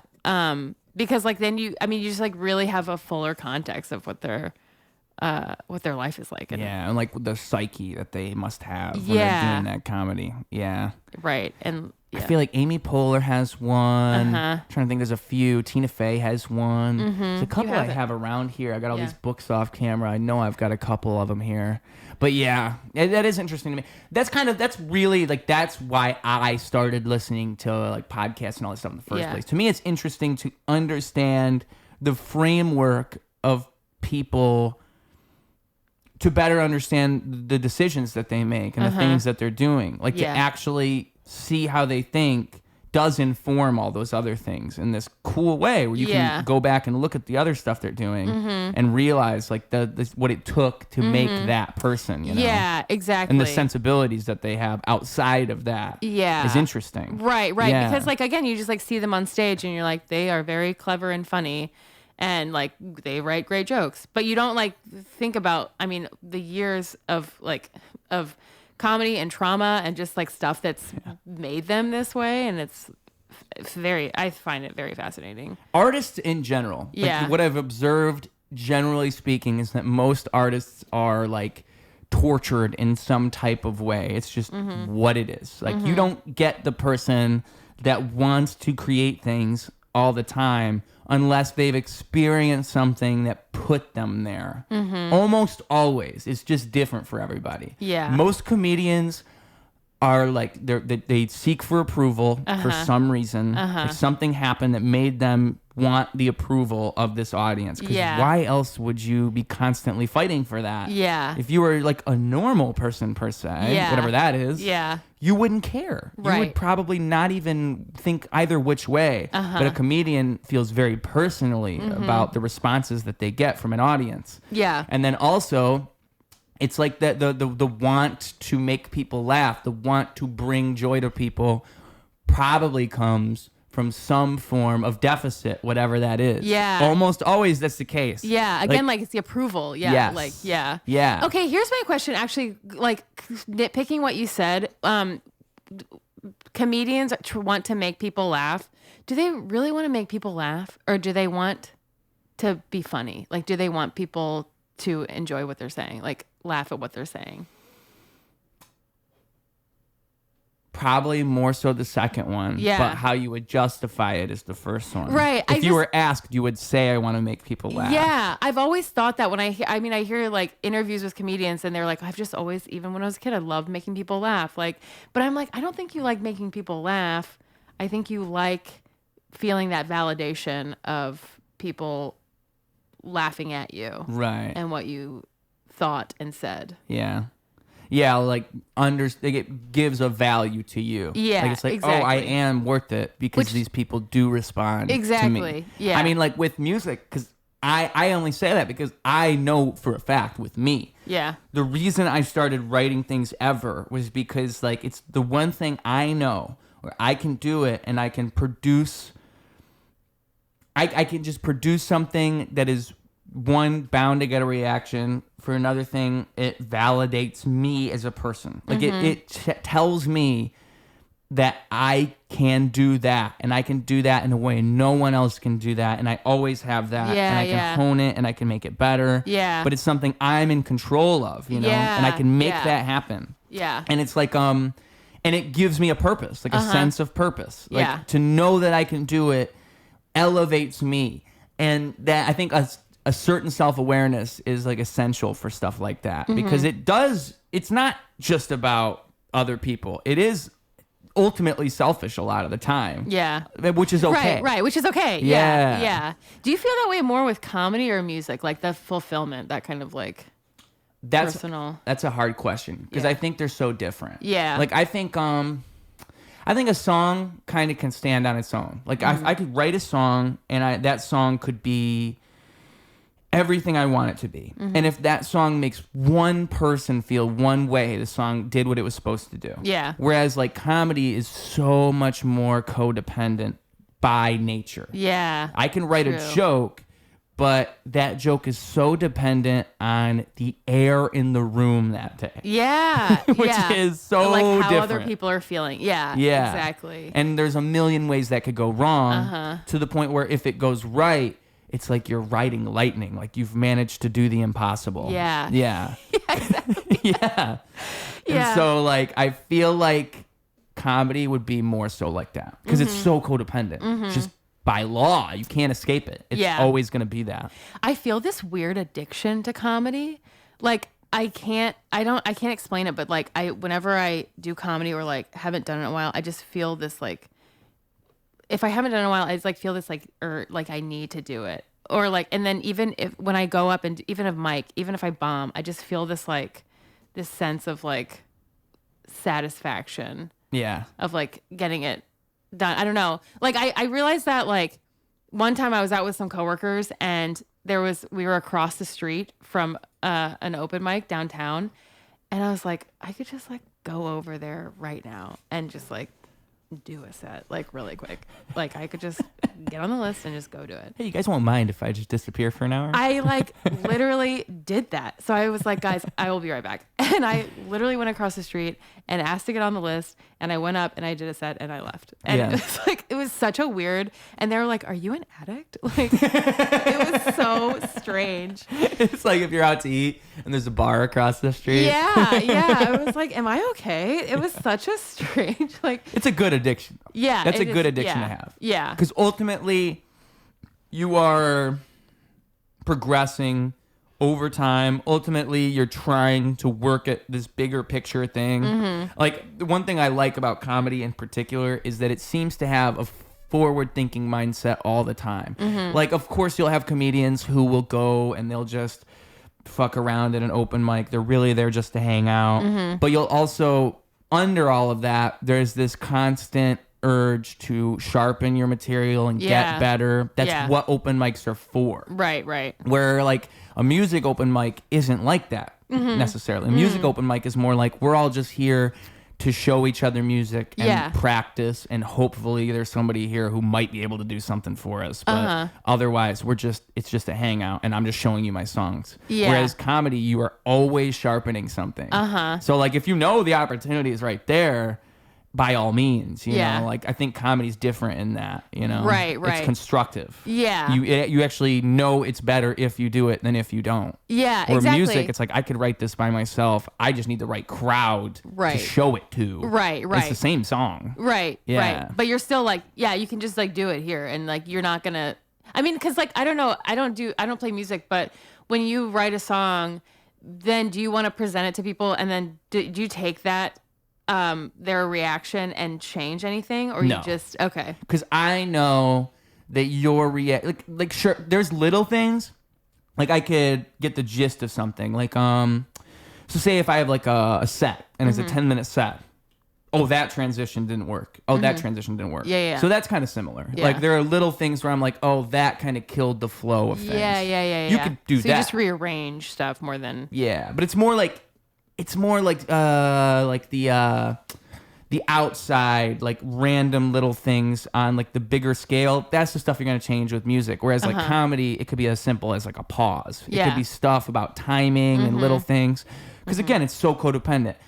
I'm reading the audience constantly if I'm doing comedy because I need to know that this is resonating for me to take it somewhere real. Yeah. Whereas with music, it's like, I suppose it's different for different people. The way that I write things is so specific, and I have an unhealthy level of confidence.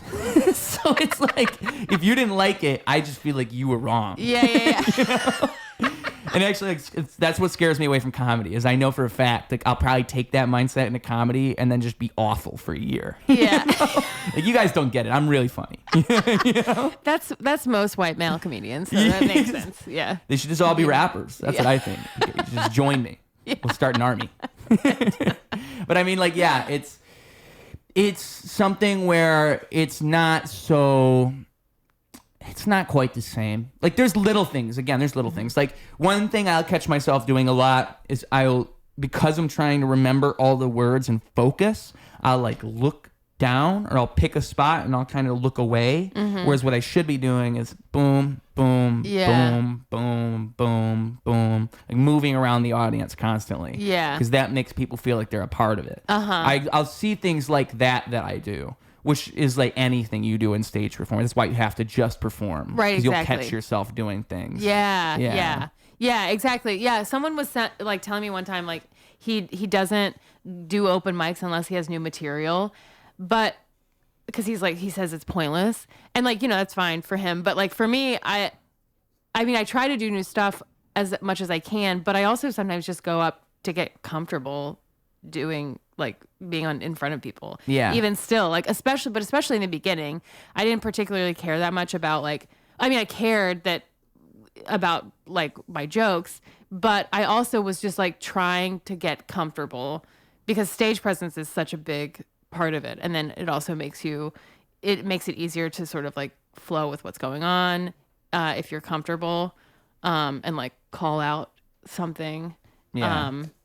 Versus like, if you just like write really good jokes, like that's great, but you also have to like be confident and present. I feel like that's like a big thing you hear with comedy in general, is people don't have comfort on stage for like a whole year, a whole 3 years. Yeah. It takes a long time. Yeah. Because again, comedy's so different. What you're doing is talking. What you're doing is you're going up there and you're just like a stream of consciousness talking. Yeah. Which is, so if you're uncomfortable or if there's something happening there, that bleeds through into what you're saying. And maybe you don't even say it, but it's just the way that you carry yourself. Yeah. It comes through. Yeah. Yeah. And like, if in comedy in particular, the whole thing you're doing is trying to have fun. That's what everybody's trying to do. Exactly. Is have fun. Yeah. And so if you aren't having fun, it's actually a nightmare for you. Yeah. It's a nightmare for them. Right. Because like, even nobody wants to see you fail. Yeah. Like, but you'll convince yourself like that they do and you are failing. Yeah. Yeah. Right. Right. But it's like interesting. Like, you think people don't care, but about like what you're thinking or what you're doing, but they don't want to see you like failing, because it's cringy and it makes the whole room uncomfortable. Yeah. And so like, if you're if you're confident and having fun, then it makes the whole experience better. Yeah. For everybody. It's scary. That's why I talk to comedians. I know comedy very well. Yeah. I don't know if I'll ever do it. And it scares me so much. That sounds like a nightmare. It sounds like one. Because I think like it's learning to tune yourself to that frequency. And that sounds hard. That sounds hard. Because it's like, it's just so different. There's just such a different expectation, you know? It's like, make me laugh, funny person. Right. You know? Right. That's what it is. Yeah, it's true. I mean, like, and then like, people are so subjective about what they find funny. And so like, yeah, it's hard. And like trying to be like charming and like likable too is, it's just like there's so many layers. Yeah, and trying is what you shouldn't be doing. That's the hard part. You shouldn't actually even be trying. To do all this stuff and not try. Yeah, exactly. When you try, they know you're trying. Yeah. So you have to find a way to do all that but not try. Yeah, it's jujitsu. It's like you're learning to bend yourself into a pretzel. Yeah. It's wild. Yeah. Have you had like how long have you done comedy for? Does improv count? That's a controversial question. I know. I love asking it. I would count it. Yeah. I would include it. So with improv, I would say like, and also the pandemic makes it like hard to calculate, but I guess I would say like 10 years ish, but like stand up itself 4. Okay. Yeah. Interesting. Yeah. And like improv, stand up. I was going to say, did you have any like sets that stood out where you're like in those 4 years where you're like, yes, this is what I can do this is it, you know, like I killed it, that was perfect? I mean, for sure. It's funny, like I can definitely think of like bombing more easily than doing well, but like I think I personally, even if it doesn't come across that I did like terribly well, if I feel comfortable and I'm like jiving with the audience and do kind of like off the cuff, like calling something out, or like that's when I feel like I had a really, like I feel in control.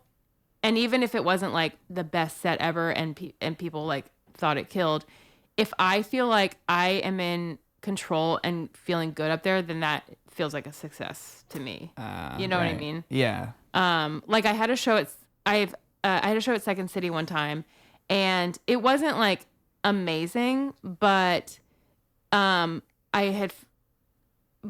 had forgotten or like it was shorter than I meant it to be, and so I was sort of like scraping for to fill the time, and so I like on my feet just threw in a new joke, or not a new one, but one that I hadn't planned on doing. Right. And nobody could tell, and so I was like, oh, that was like quick thinking on my part. And then there was like some crowd work in the middle of it that I wasn't planning on, but it just like happened. And so I like went back and forth with it. And it was like a good set, but I felt so in control that I felt really, really good about that set. Wow. Interesting. Yeah, if that makes sense. No, that makes perfect sense. Yeah. That makes perfect sense. Because I mean, like, I think that's the one thing I managed to do really well. And I think that's why comics understand what I'm doing. Like, I like to go to comic mics rather than music mics. Because I think that, like, the stage presence aspect and, like, taking your time and owning your time is, like, something that comes through no matter what the art form is. Yeah, exactly. Like, you're commanding the room in this way. Yeah. It's all you. Yeah. Yeah, exactly. And there's a power in that. Yeah. You could do anything with it. Right. With great power comes great responsibility. Exactly. Comes great jokes. Yeah. Yeah. But yeah, when I first started doing comedy, one of my friends told me I was talking too fast, and he's like, "You can tell you're nervous." That's got to be common. Because it definitely is.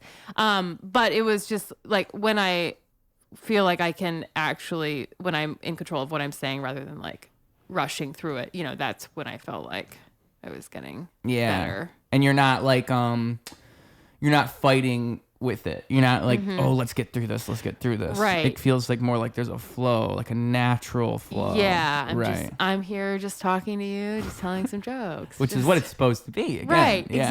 Exactly. People get carried away. Yeah. It's harder than it looks. I'm realizing, like, especially watching new performers, you can tell that they're nervous and they thought this would be easier because if you're good at something, it looks easy. Yep. And so you like watch all these professional comedians and they're just like riffing and driving and like, but like this took a lot of work and you forget. Yeah. I've seen some like at open mics. I remember one time, I can't remember the guy's name, probably for the better, right?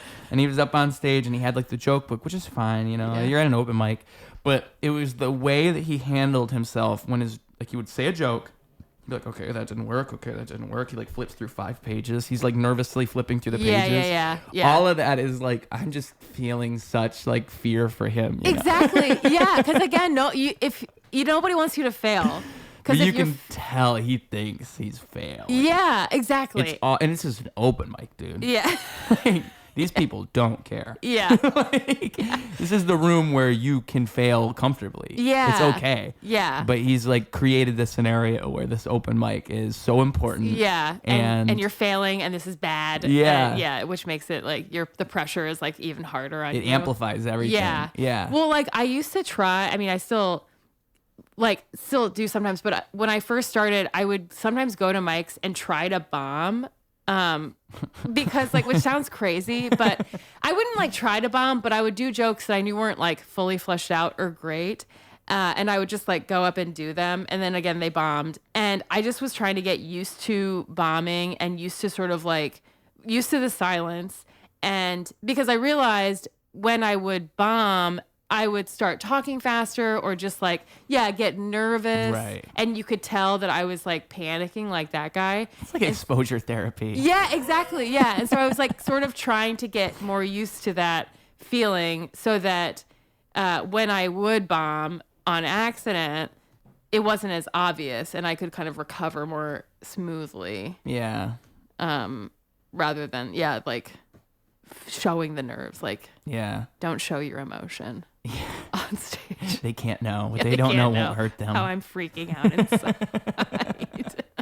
And like the thing is too, is like I said, I can command a room. I can do it. Mm-hmm. But I'll have people come up to me after and they'll be like, oh my gosh, like you look like you're not nervous at all. And the truth is like every time I'm always nervous. Yeah. Like, every time it's stupid how nervous I'll get over like something that is totally inconsequential. It's just learning to tune it out. Exactly. Like that's usually what you'll hear like from people who are even like big performers. People who are well known. You'd think, oh, everybody loves you. Like, what are you worried about? Right. But they constantly get nervous. Yeah. Because that's really, you should be. I think you actually should be nervous. Yeah, exactly. It's better if you are because that means you care. It means you care. And also, I think that it makes your energy better. Like, if you have this nervous energy. Yeah, right. Or if you're nervous, you can kind of like turn it into fuel. Yeah. Like, excited energy. That's true, yeah.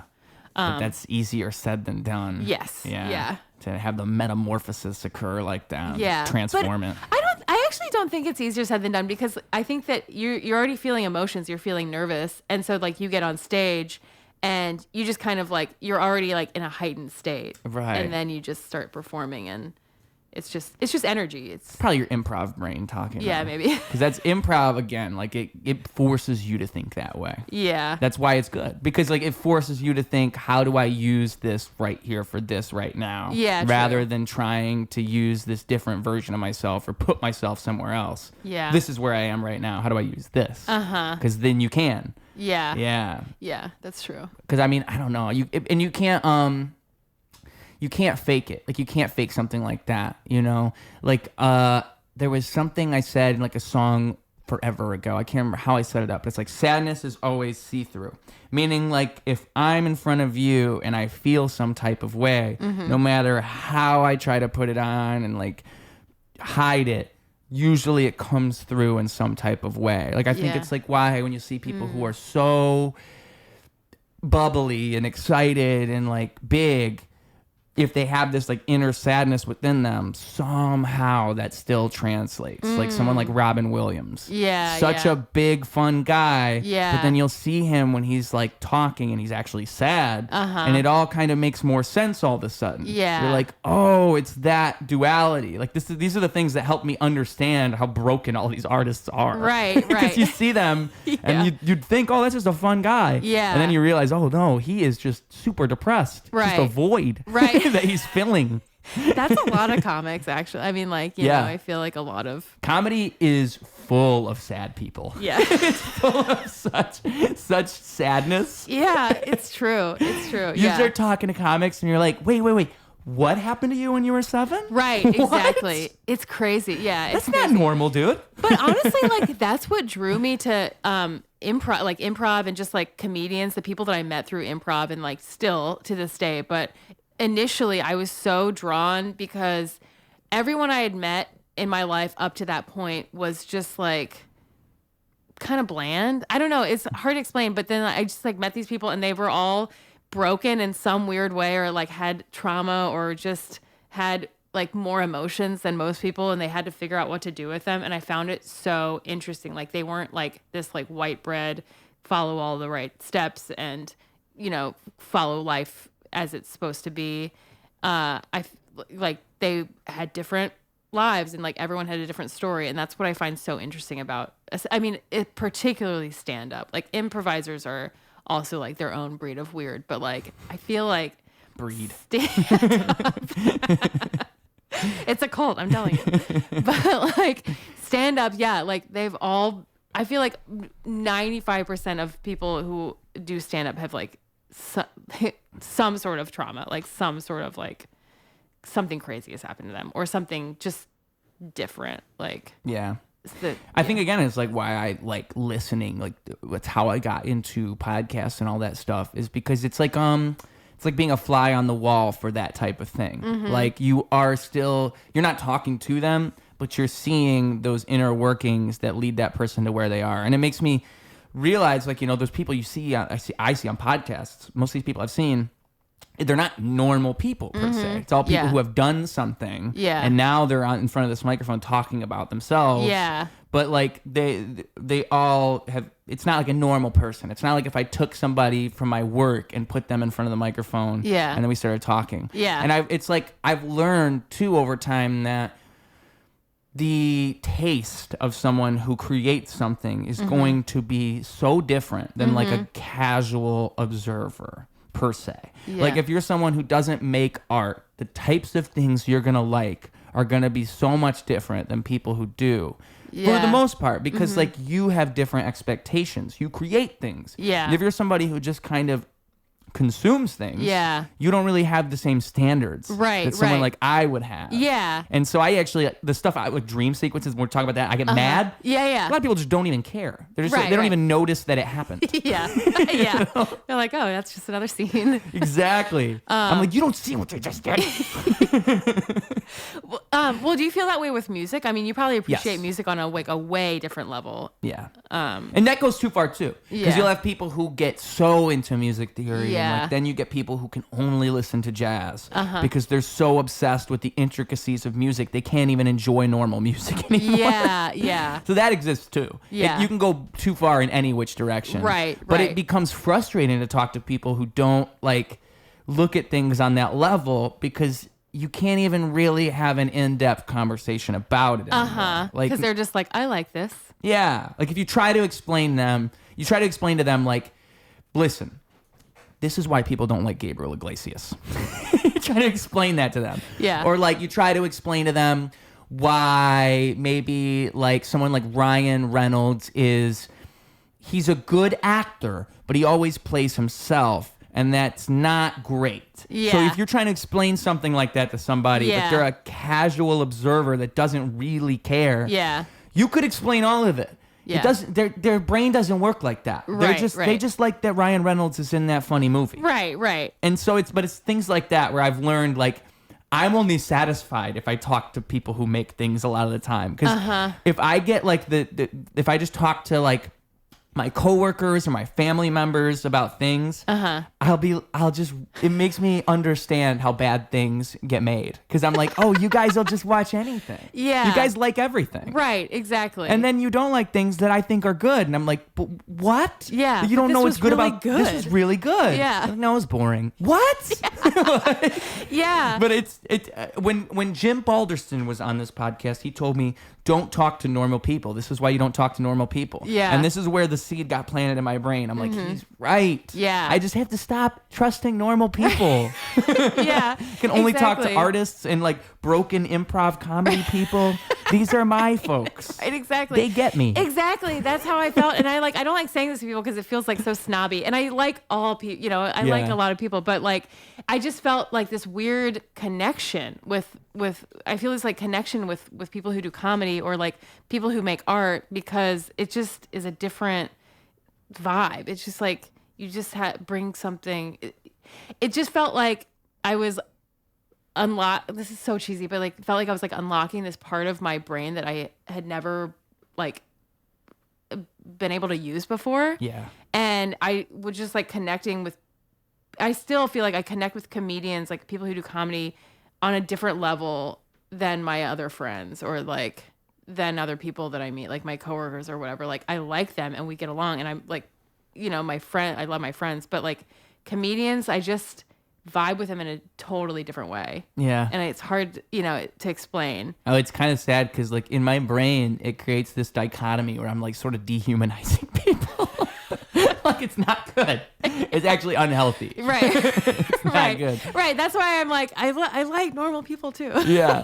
But it is like a real thing where it's like, I think it's just that I need people who do things. I need people who do things because that's what I do. Yeah. And so when I see people not having that in them, it almost, I can feel it. It's like, oh, that's how I would lose my drive. That's how I slow myself down is by surrounding myself with that kind of thing. Right. It's like I actually have to surround myself with people who do things because I connect with that. Exactly. And that elevates me in this way. Right. That's what I was going to say. Like, that's kind of how I explain it. Like some people I love being around and I enjoy it and I can be myself.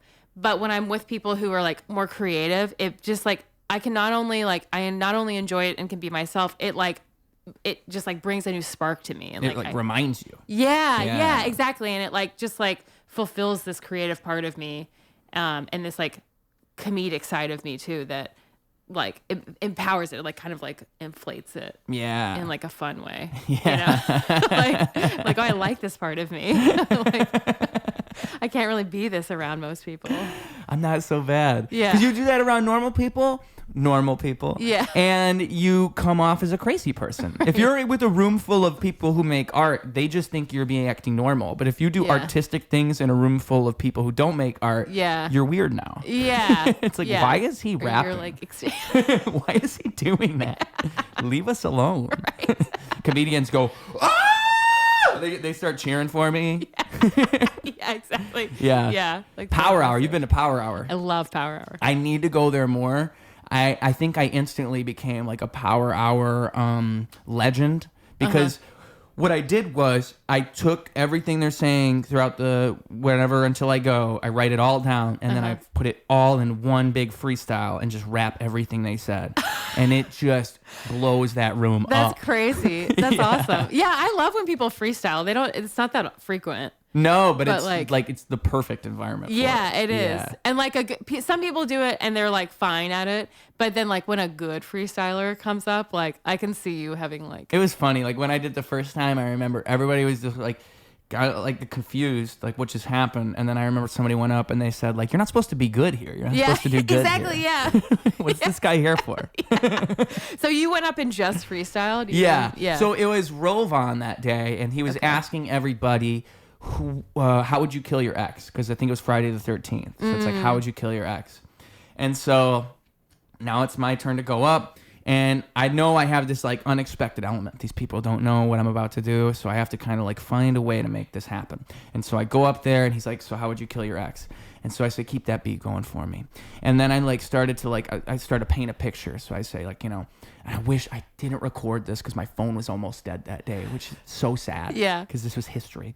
So I'm like, so first of all, I start following her. I'm creeping behind her. You know, it's late at night and it's like 3 a.m. I've been following her for hours. And like, I'm looking at Rovan. Rovan's nodding along. He's down. He's with me, right? Yeah. And so then when I finally catch up to her, I go on her, I go, she goes, ah! And then I run up to her, stab. I stab her like 20 times. And again, like you look insane if you do this anywhere else, this monologue I just did. So I say, I'd stab her like 20, 25 times. And then I say, all right, keep that beat going for me. And then I just start rapping, you know. Oh, so. That's awesome. The people went crazy. There's a cup, like someone recorded a good 30 or 45 seconds of it. And so one of the things somebody said earlier in the night was like, I only do ketamine on Thursdays. Something about doing ketamine, and then somebody else chimed in, only on Thursdays. So I'm going to write down ketamine on Thursdays. And then during my freestyle, I said, I'm mean on my worst day. Catch me doing ketamine on a Thursday. And everybody just freaks out at that particular line. Yeah. Because comedians understand it's all callbacks. Exactly. What I'm doing is callback like 101, just over and over and over again, just hit you with callbacks. Yeah. But also like the improv nature of it, like it's all right there in the moment. Right. And it's so improv oriented because you had to be there the entire time to even fully understand what I just did. Yeah, exactly. If you saw it from the outside and you just saw the freestyle, you wouldn't actually know what happened. Yeah. You had to be there You'd for be the last impressed, hour. but you wouldn't get the whole thing. And that's my shit right there. That's cool. Power Hour is a fun one. That's a Power fun Hour one. is like such an opportunity for that type of thing. Yeah. Exactly. That's what I love about that mic is like I try to go there and like it makes you better at just like thinking on your feet a little bit more. Because that's like, kind of the whole idea. Yeah. They got a band, they're going to interrupt you. Right. The drinker's going to heckle you. Exactly. But ultimately it's kind of sharpening you in a way. Exactly. Like when I first started going there, I tried to do well, and then like that's what always happens. Yeah, and because I was like, oh, this is like a big deal. This is a big deal. So I like try to do well, and then I would always bomb. And so that's when like one night I went there and I was like, I'm just gonna try. None of these jokes work. They suck. So I'm just gonna go and like do it and bomb. And I did so well because it was just like I was like making fun of myself and they were making fun of me, and it was just like more fluid and like comfortable, and it's such a like weird space too.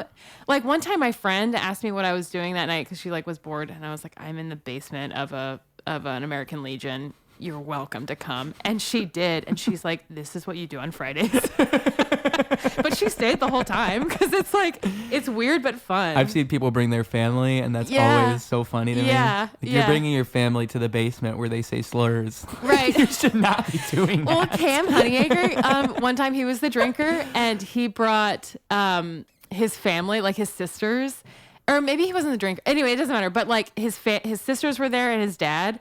And like his sisters are hot, like shockingly hot. Oh no! And like so this is not going a good direction. No, it was like everyone just kept hitting on his sisters, like, and it was so funny because it was just like this running bit that like Cam Honeyacre. First of all, who knew he had hot sisters? Yeah. And like second of all, they're prime real estate, like they're like perfect targets, like all these like awkward like single men, like.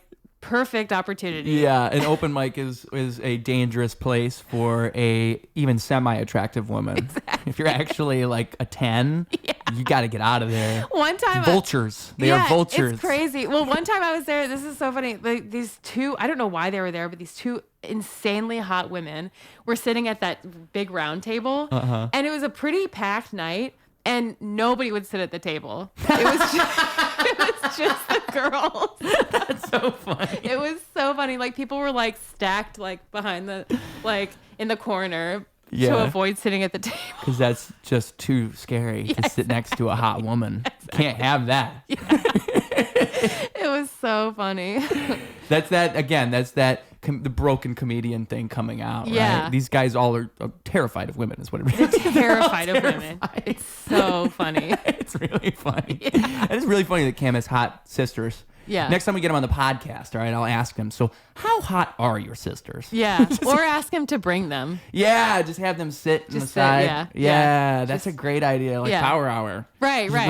Bring them here. They're very well behaved. They won't interrupt. They just sit there and like watch. I drink so much coffee, I have to pee. Okay. Just give me 1 second. Okay. Me and Margot were getting to know each other. She's purring. Yeah. We're having a great time. Yeah, she's an easy purr. She is an easy purr. She's grown soft over the years. Oh, yeah? How old is she? She's 8. Oh, wow. 8 years old. Oh. She's like a year younger than Oscar, and I know he's 9. Okay. But I don't remember her birthday. Yeah. But, yeah, she, like, over time, I think when I moved here, my dad had her for, like, a good 4 or 5 months. I don't know what he did to that cat. But now she just wants to sit next to... I think it's because my dad would sit down in his chair all day. Yeah. So she would just sit next to him. But now she wants to do that. She just wants to sit next to people all the time. That's so cute. And she's very codependent. She's always been that way. So if I leave and I come back, she's like... Yeah. Just constantly. She's like, how could you? Yeah. She's letting me know. Coming back. I love you, Dad. Yeah. I love you. Don't abandon me again. Yeah. She likes, I have a little kitty cat backpack over there. She likes going outside for walks. Oh, really? She does, yeah. My friends take their cat on hikes, with a leash. See, a leash, I feel like That's a little much. it's a little much. Yeah. I think she would like that, though. Not Yeah. gonna lie, I think she would like it. It's just so weird to see. Yeah, exactly. I don't know if I could do it, I don't know if I could do it either. but In a backpack, maybe. In the backpack, she just kind of like sits there and purrs and looks around. you right, know? exactly. Yeah. It's more similar to a regular cat life. I Yeah. can't even understand why I hate a cat on a leash so much. It's just it's like Just I hate what are you it. doing? I know.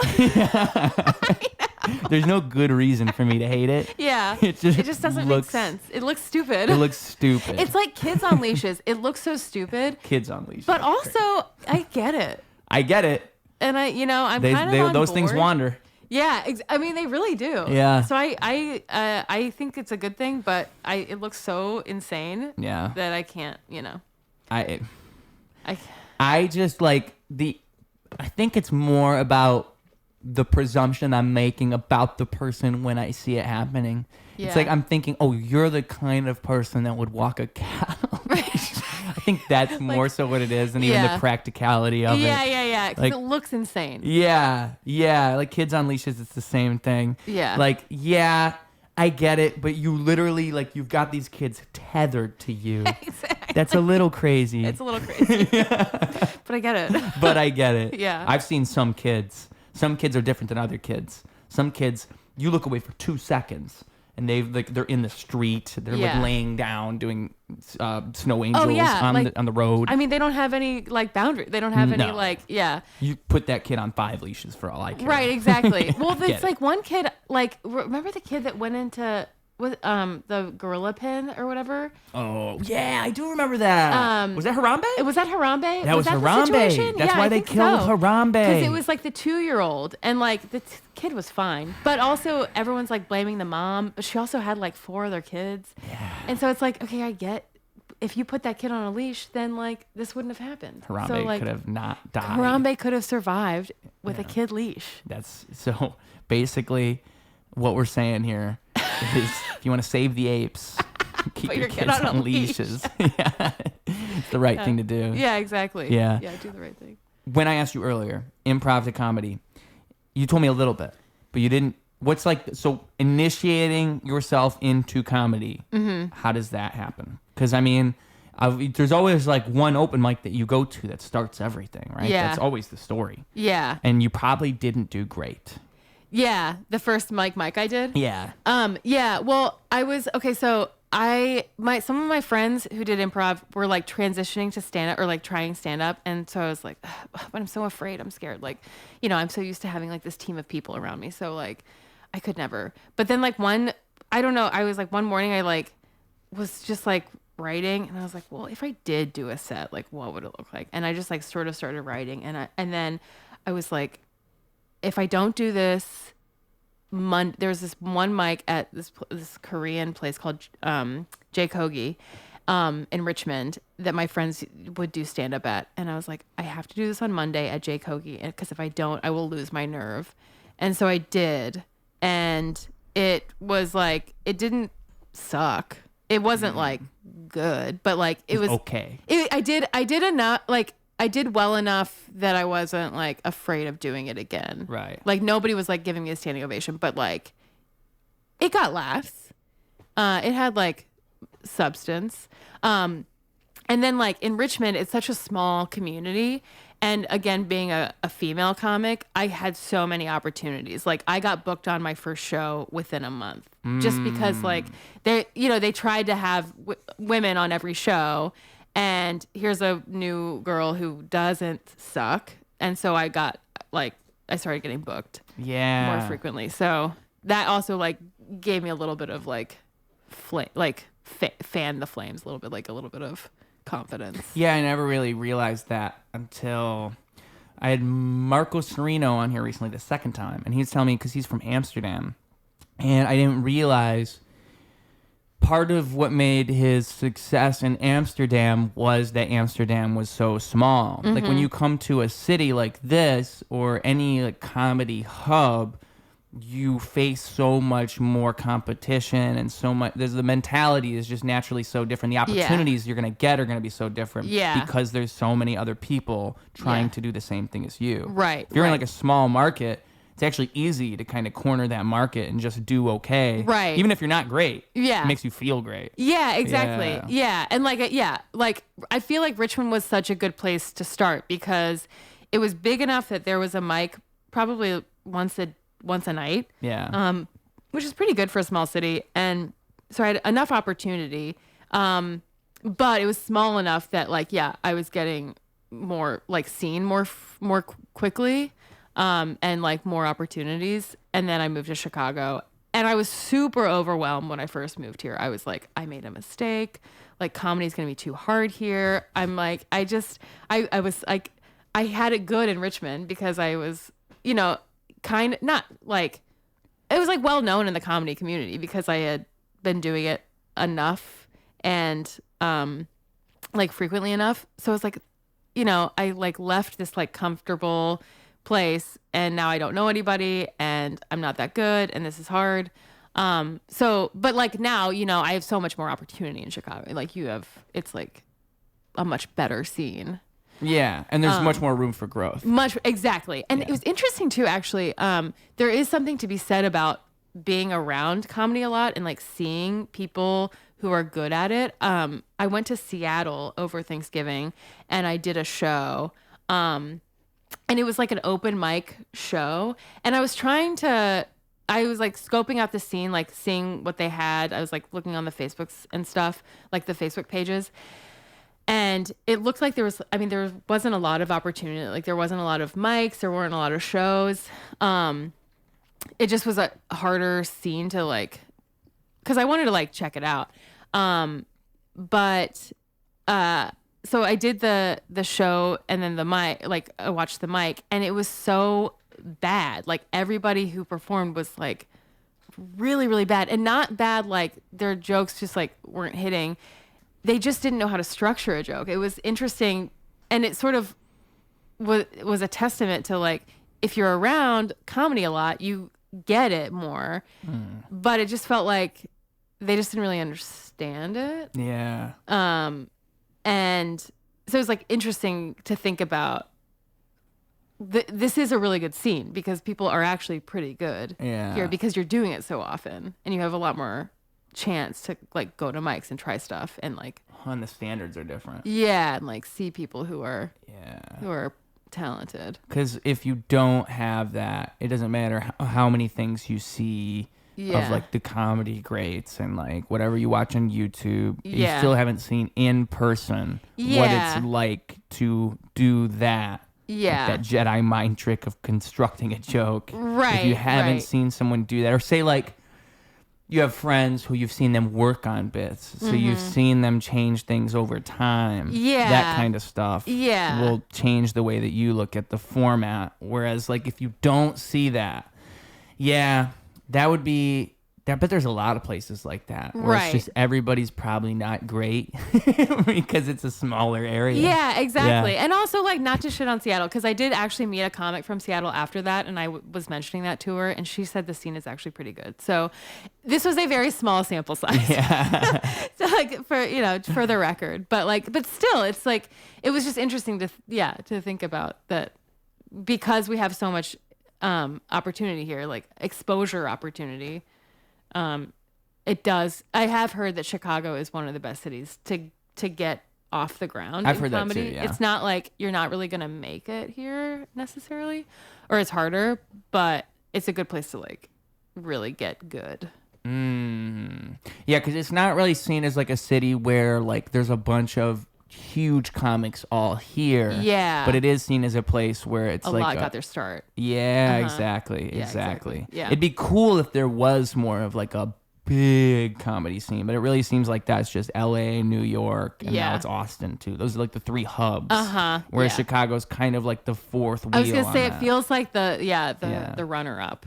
In a weird way. Because I can't remember who told it to me, but they told me that like Chicago, because it is like that, you'll see a lot of people come here because it's the next option. Like they didn't want to go to a major city. Right. But they come here, and that's kind of, you'll get a lot of people in that boat because of that. Yeah. A lot of people who didn't want to go to LA and New York for comedy. Right. They wanted to go to Chicago because it just seemed like a better place to build themselves up. Exactly. And that, I think that creates a good atmosphere. Right.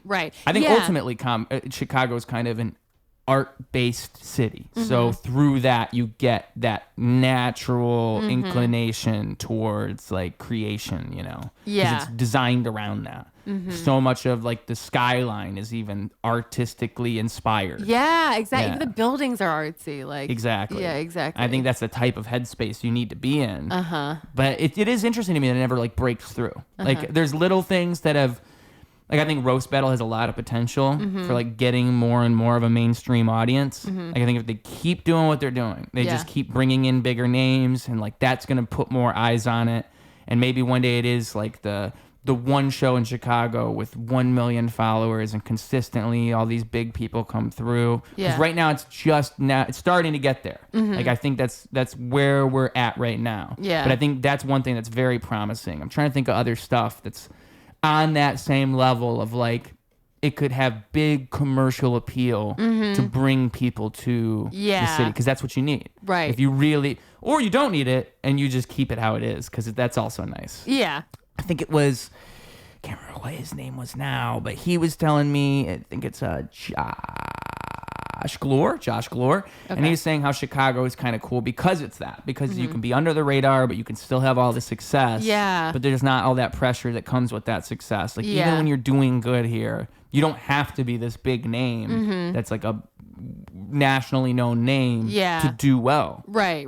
But that's so different. That's how atmosphere. I feel about Chicago. Like you can kind of like make the life you want here in a lot of ways. Yeah. Like you can kind of like have whatever experience, like artistically, or just if you want to like a more quiet situation, or like, I don't know. It's like such a versatile city. Yeah. There's like, I mean, you can like go out a lot. You could like stay in a lot. There's just like, I don't know. There's just so much. And then like artistically, like, if you want to make a name for yourself, you really can grow in the comedy scene. Or if you just want to kind of like do mics every once in a while and just like kind of fly under the radar, maybe I do a show like a little bit. You can do that too. Versatile is a good word. Yeah. Because I think somewhere like New York, you're like fighting for crumbs. It's that type of mentality. Exactly. Yeah. LA, everybody's just too cool. We're all just too cool to even waste our time on you. Chicago's kind of in the middle, like a sweet spot. Yeah. Exactly. And everyone's nice here because like no one, I feel like, in New York and LA, like everyone takes themselves so seriously. Yes. And then here we're all just kind of like. And Austin, I think, became a thing where it's like, now there's so many comics who saw Austin as like the holy grail of comedy to where that becomes the competition and the mentality. It's like everybody's fighting over the same, and they're all in one place. It's kind of worse. Yeah. And it's like, there's that natural aura of like, oh, we're going to say the most offensive stuff because we're Austin. Exactly. And that creates its own thing for better or worse, right? Like, whereas you don't really have that in a place like this. Yeah, it's just kind of like no holds barred type of thing. Yeah, because like Chicago already had a comedy scene. Like it had a comedy scene before comedy was like that big of a deal. Oh, right. You know, and like now Austin, like to your point, is like building up so much. And like the way it built up is because of like Tony Hinchcliffe and like Joe Rogan. And like they're very just like macho comedy and like offensive and edgy. And so now Austin, is like this like offensive, edgy comedy. And everyone's like just trying to do shock value, and like that's kind of the vibe. And it's the same thing as with movies I was saying earlier. Like if you're doing shock value just for shock value, it's actually you deflate the whole thing. Exactly. Like you're missing the point of what made the shock value good in the first place. Right. And I learned through going to open mics that's everywhere. There's so much of that where it's like, oh, you just wanted to say that word. Right. Exactly. Yeah. Wanted to find a way to say that. Yeah. That's all it was. And like you're going to get a reaction. Like you always get a reaction when you say like these crazy things. Yeah. But it's not like, I don't know. I just find it too easy. Exactly. Like I've always respected clean comedy way more than like vulgar. Because comedy. of the I think it's harder limitations upon it. Yeah. It has you have to rely on cleverness. Yeah. Rather than just like, because it's going to be a little bit funny if it's like if you're talking about sex. It's like already a little bit funny, so it's like low hanging fruit. Oh wow, shocking. They're talking about that. Yeah, exactly. Right. Yeah. There's already something to like. There's already a hook. There's already a hook to bring people in. Right. Yeah. Right. Where like if your head's in the right space, I think that stuff would just happen naturally. Yeah. Like if you were just trying to make something good, that stuff could come up naturally rather than, oh, I have to have a joke about this and I have to have a joke about this. Yeah. Like I've written like plenty of songs where people would think that I'm trying not to swear when truly what it is I'm just not, I don't see the need to do it. Yeah. Right? But like people would get the impression, oh, you're like a clean rapper. Like you're trying not to write vulgar rap. Yeah. It's just like, no, this just isn't the place for that. Yeah. Yeah, exactly. There's a song for that, but it's not this one. Yeah. And so like it's the more same intentional. thing. Exactly. I mean, and that's what you should be thinking, like, exactly. when you make those good, like, whatever you do make that raunchy joke, it shouldn't have come from the place of, I'm going to make a raunchy joke. Yeah, exactly. Just like, I thought of like a funny premise and it happens to be raunchy. Exactly. Yeah. Because I mean, that's, I think, the ultimate problem with having that being the mentality or having a space where that's the mentality is like, certain people will get it and they'll understand the craftsmanship to it and they'll do it right. Yeah. But most people won't. And it kind of drags everything down in this way. Right. Which you can't really avoid it, but that's just what happens, I think like Austin's going to have that, where it's going to be a ton of comedians just trying to be as offensive as possible. And it'll be like, oh, look, we can be edgy and offensive again, but really, what are you actually doing? Right. Not much. That's generally the case. It's just, oh, look at me. Yeah. Oh, look at me. I'm that guy. Yeah. I said that. Ain't You that crazy? too. Yeah. You guys are racist like me? We're all racist? Yeah, exactly. Which there's an art to it. There's an art to it, Exactly. I find terrible things funny, but I think you have to do it right? Well, and that's the thing, too, is like people like famous comedians, like very well-known comedians, they do these like shocking and edgy jokes and it's funny and it works. Yeah. But it's because they know how to do it. Like they know how to break the rules. And then you have like a bunch of younger comedians who love when Louis C.K. said that thing he wasn't supposed to say. Yeah. And they think they're doing what Louis C.K. is doing. Exactly. Yeah. But like, but you're just not that guy, pal. Yeah. And he's like built a lot of clout to be able to do that. And even he can't get away with it. But like, you see new comedians trying like to be edgy and it's like, I know what you're doing. You think that. Exactly. Yeah. And that's what rubs me the wrong way is you can almost see right through it. Yeah. You can see right through what's going on. Yeah. And there will be certain places where you'll see more of that than other places.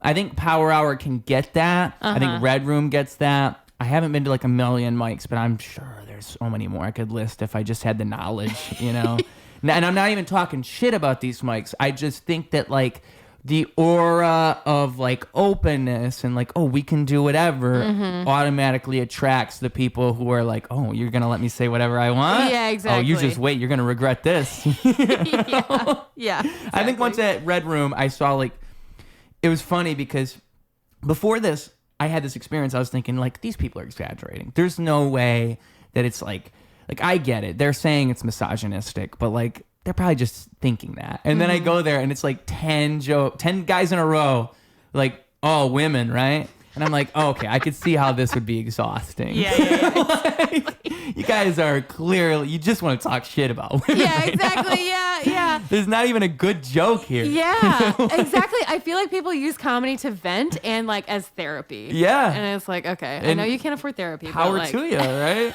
That's why I got a podcast. I get it. Exactly. I know what you're doing. I get it. But there's a craft to it. Exactly. There's a way you can do that. Right. And I think like, it's like what you said earlier too about when people do it right, they do it so well you don't even notice. That's the other problem. Right. When you're doing it that well, it seems natural. Yeah. So then the untrained mind would attempt to do that and it doesn't seem natural. Exactly. But you can't even see the difference. Right. I tried that with storytelling comedy. Like I used to try when I first started, because I love Mike Birbiglia and I love like storytelling comedy. And so I was like, oh, how hard could it be? I just tell a story and like throw in like some jokes about it. And it did not work. Like it is a lot harder than it looks. I still don't, I gave up. So I don't even know how to do it really. But that was an example of like, it seems so easy. He makes it look so easy. And people who do storytelling comedy, you just like, again, it seems so natural. You just tell a story and make it like humorous, but it is, or maybe I'm just bad at it. I don't know, but it is. No, like, it's different because it's like, there's like a laughs per minute thing I've heard where it's like you want people to laugh consistently. Yeah. And so if you get too into the storytelling, you could lose a lot of that because now I'm trying to set up all these things. Right. And I'm not trying to make you laugh. I'm trying to make sure you understand the setup. Exactly. To get to the punchline of the story. Right. But you're losing a lot of the time in doing that. And like, also, I just feel like when I had, again, Marco Sereno, the first time he was on here, he was telling me about how what he was trying to start doing is make his set cohesive by turning it into a story. So like taking 5 separate things and connecting all of them. That issue I had with that person at the coffee shop happened right after I was on the phone with my parents and they said that thing I said in the other joke. And then after I left the coffee shop, I look outside and now there's this homeless guy pooping on the sidewalk. All these things didn't happen in succession, but in the story they did. Right. So like stringing jokes together rather than telling a story and trying to write jokes. And it becomes a story because you did that. That makes sense. So that works too. That's interesting. Storytelling in music is really hard. To me, that's a whole different thing. I'm really bad at it.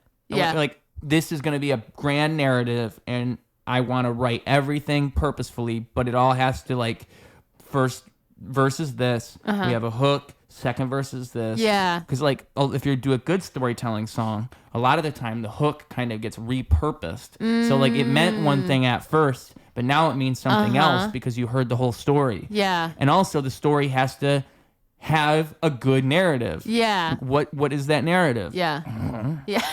I didn't know it mattered. Like, it's hard. Yeah. I don't know how to do it. Yeah. I really don't. I've tried. It's like one of the puzzles that I still haven't figured out is storytelling in music. Yeah. Because it's scary. Storytelling in general is hard. It is hard. And again, like it seems so easy when people are doing it because they're just telling a story. Yeah. But you don't realize how much goes into it and like how you have to like pull these aspects of it. And I think if you're telling a story right, you are considering everything contextually. Yeah. Like I know what you don't know and I know what to introduce at the proper time. Exactly. And like all of that is something that requires a certain amount of understanding in general of like the human psyche. Yeah. Like how are they going to perceive this story? Because the best storytellers are people who you could take one story and then elevate it into something else. I have a friend who he will tell something that happened and I was there, but he finds a way to like,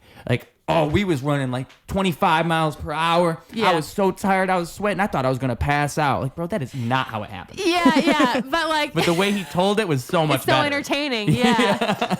And I don't have that skill. Yeah. But it's like stuff like that where you play to the like, you make the story more exciting, like you liven it up. Exactly. I feel like I'm lying when I do that. Right, yeah. So no, I'm the same way. I get too caught in the details when I tell the story because I'm like, well, I don't want to lie. And like, I want to make sure, did that really happen? Like, or was it really on Tuesday? You know, like. Yeah. And then there's the keep it simple, stupid, where it's like, you don't have to tell everybody every detail of the story. But I forget that. Yeah. And I'm like, no, you need to know this. It was a Tuesday at 5:30 p.m. Yeah, you need to know this in case. Because I knew that. Yeah, because that's how it happened. And I knew. Right. Yeah. Exactly. And I guess like, you know, I'm sure it's like that same thing where it's like through writing and through comedy and through everything, you probably get better at it. You learn what essential details are.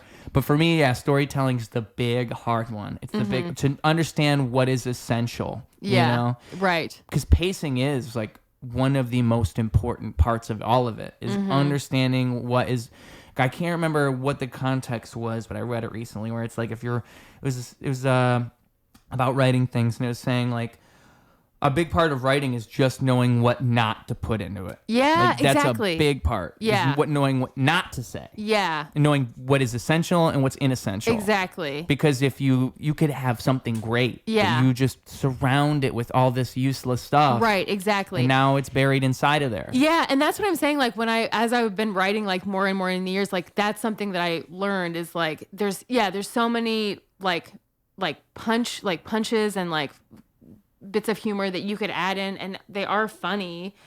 And same with sketch writing. Like a lot of people will do like just adding in these jokes at like this random line that's like funny, and it's like, yes, it's funny, but it's also it's detracting from the ultimate goal, and like you're gonna have to. It's sad to like write off your joke, and you don't want to lose it, but like it's that kill your darlings thing. Yeah, you have to do it. Yeah, you gotta exactly. Kill them. Yeah, they make the sacrifice. And it's like the improv thing, where it's like you're ruining the scene by thinking too much about what you want, exactly, rather than what serves the scene itself. Yeah, like what am I ultimately trying to achieve here? Yeah, and what matters? Yeah, because you get so connected to your own ideas. It's like, oh no, but that joke's so funny. Yeah, or like you want to make the joke, or like you want to like have the glory, which is like it's interesting too watching people who do stand up and like transitioning to improv. Or like people who've done stand up forever and do improv or try it.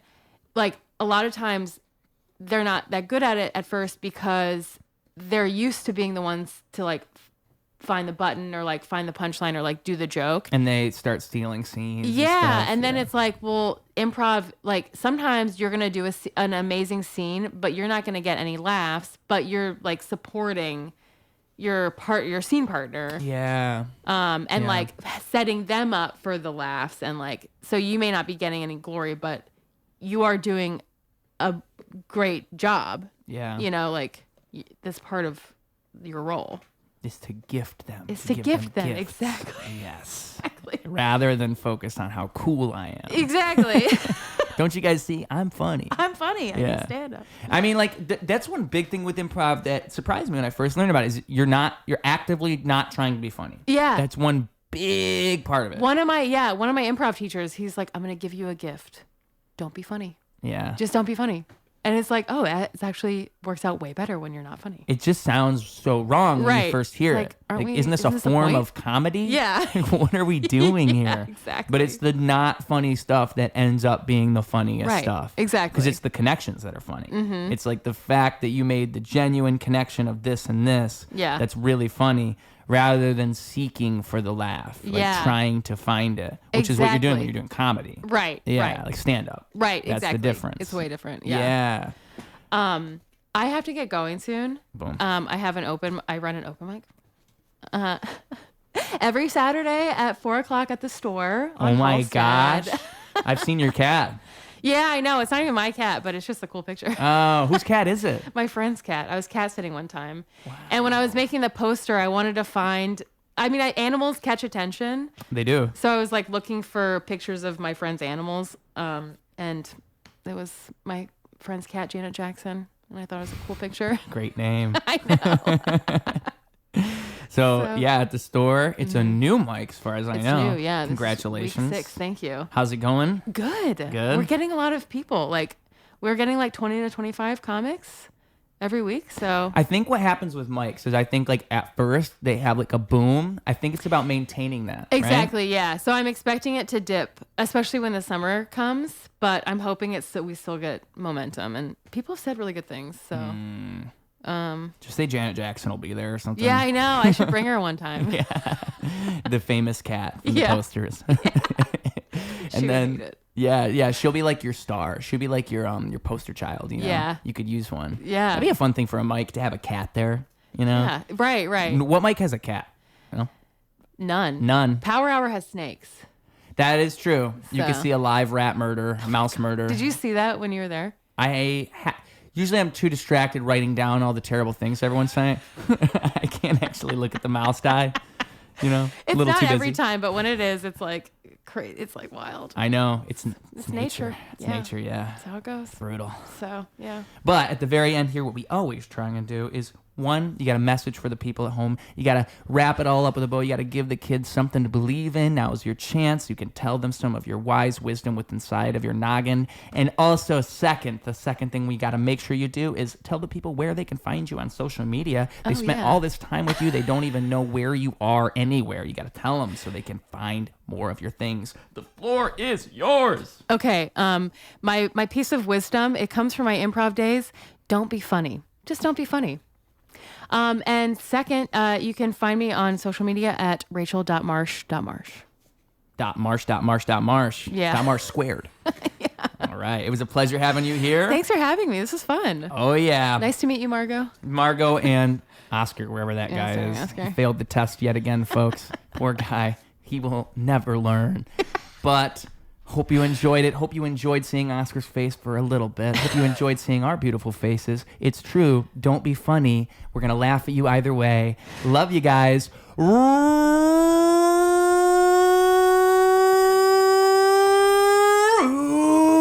Radio.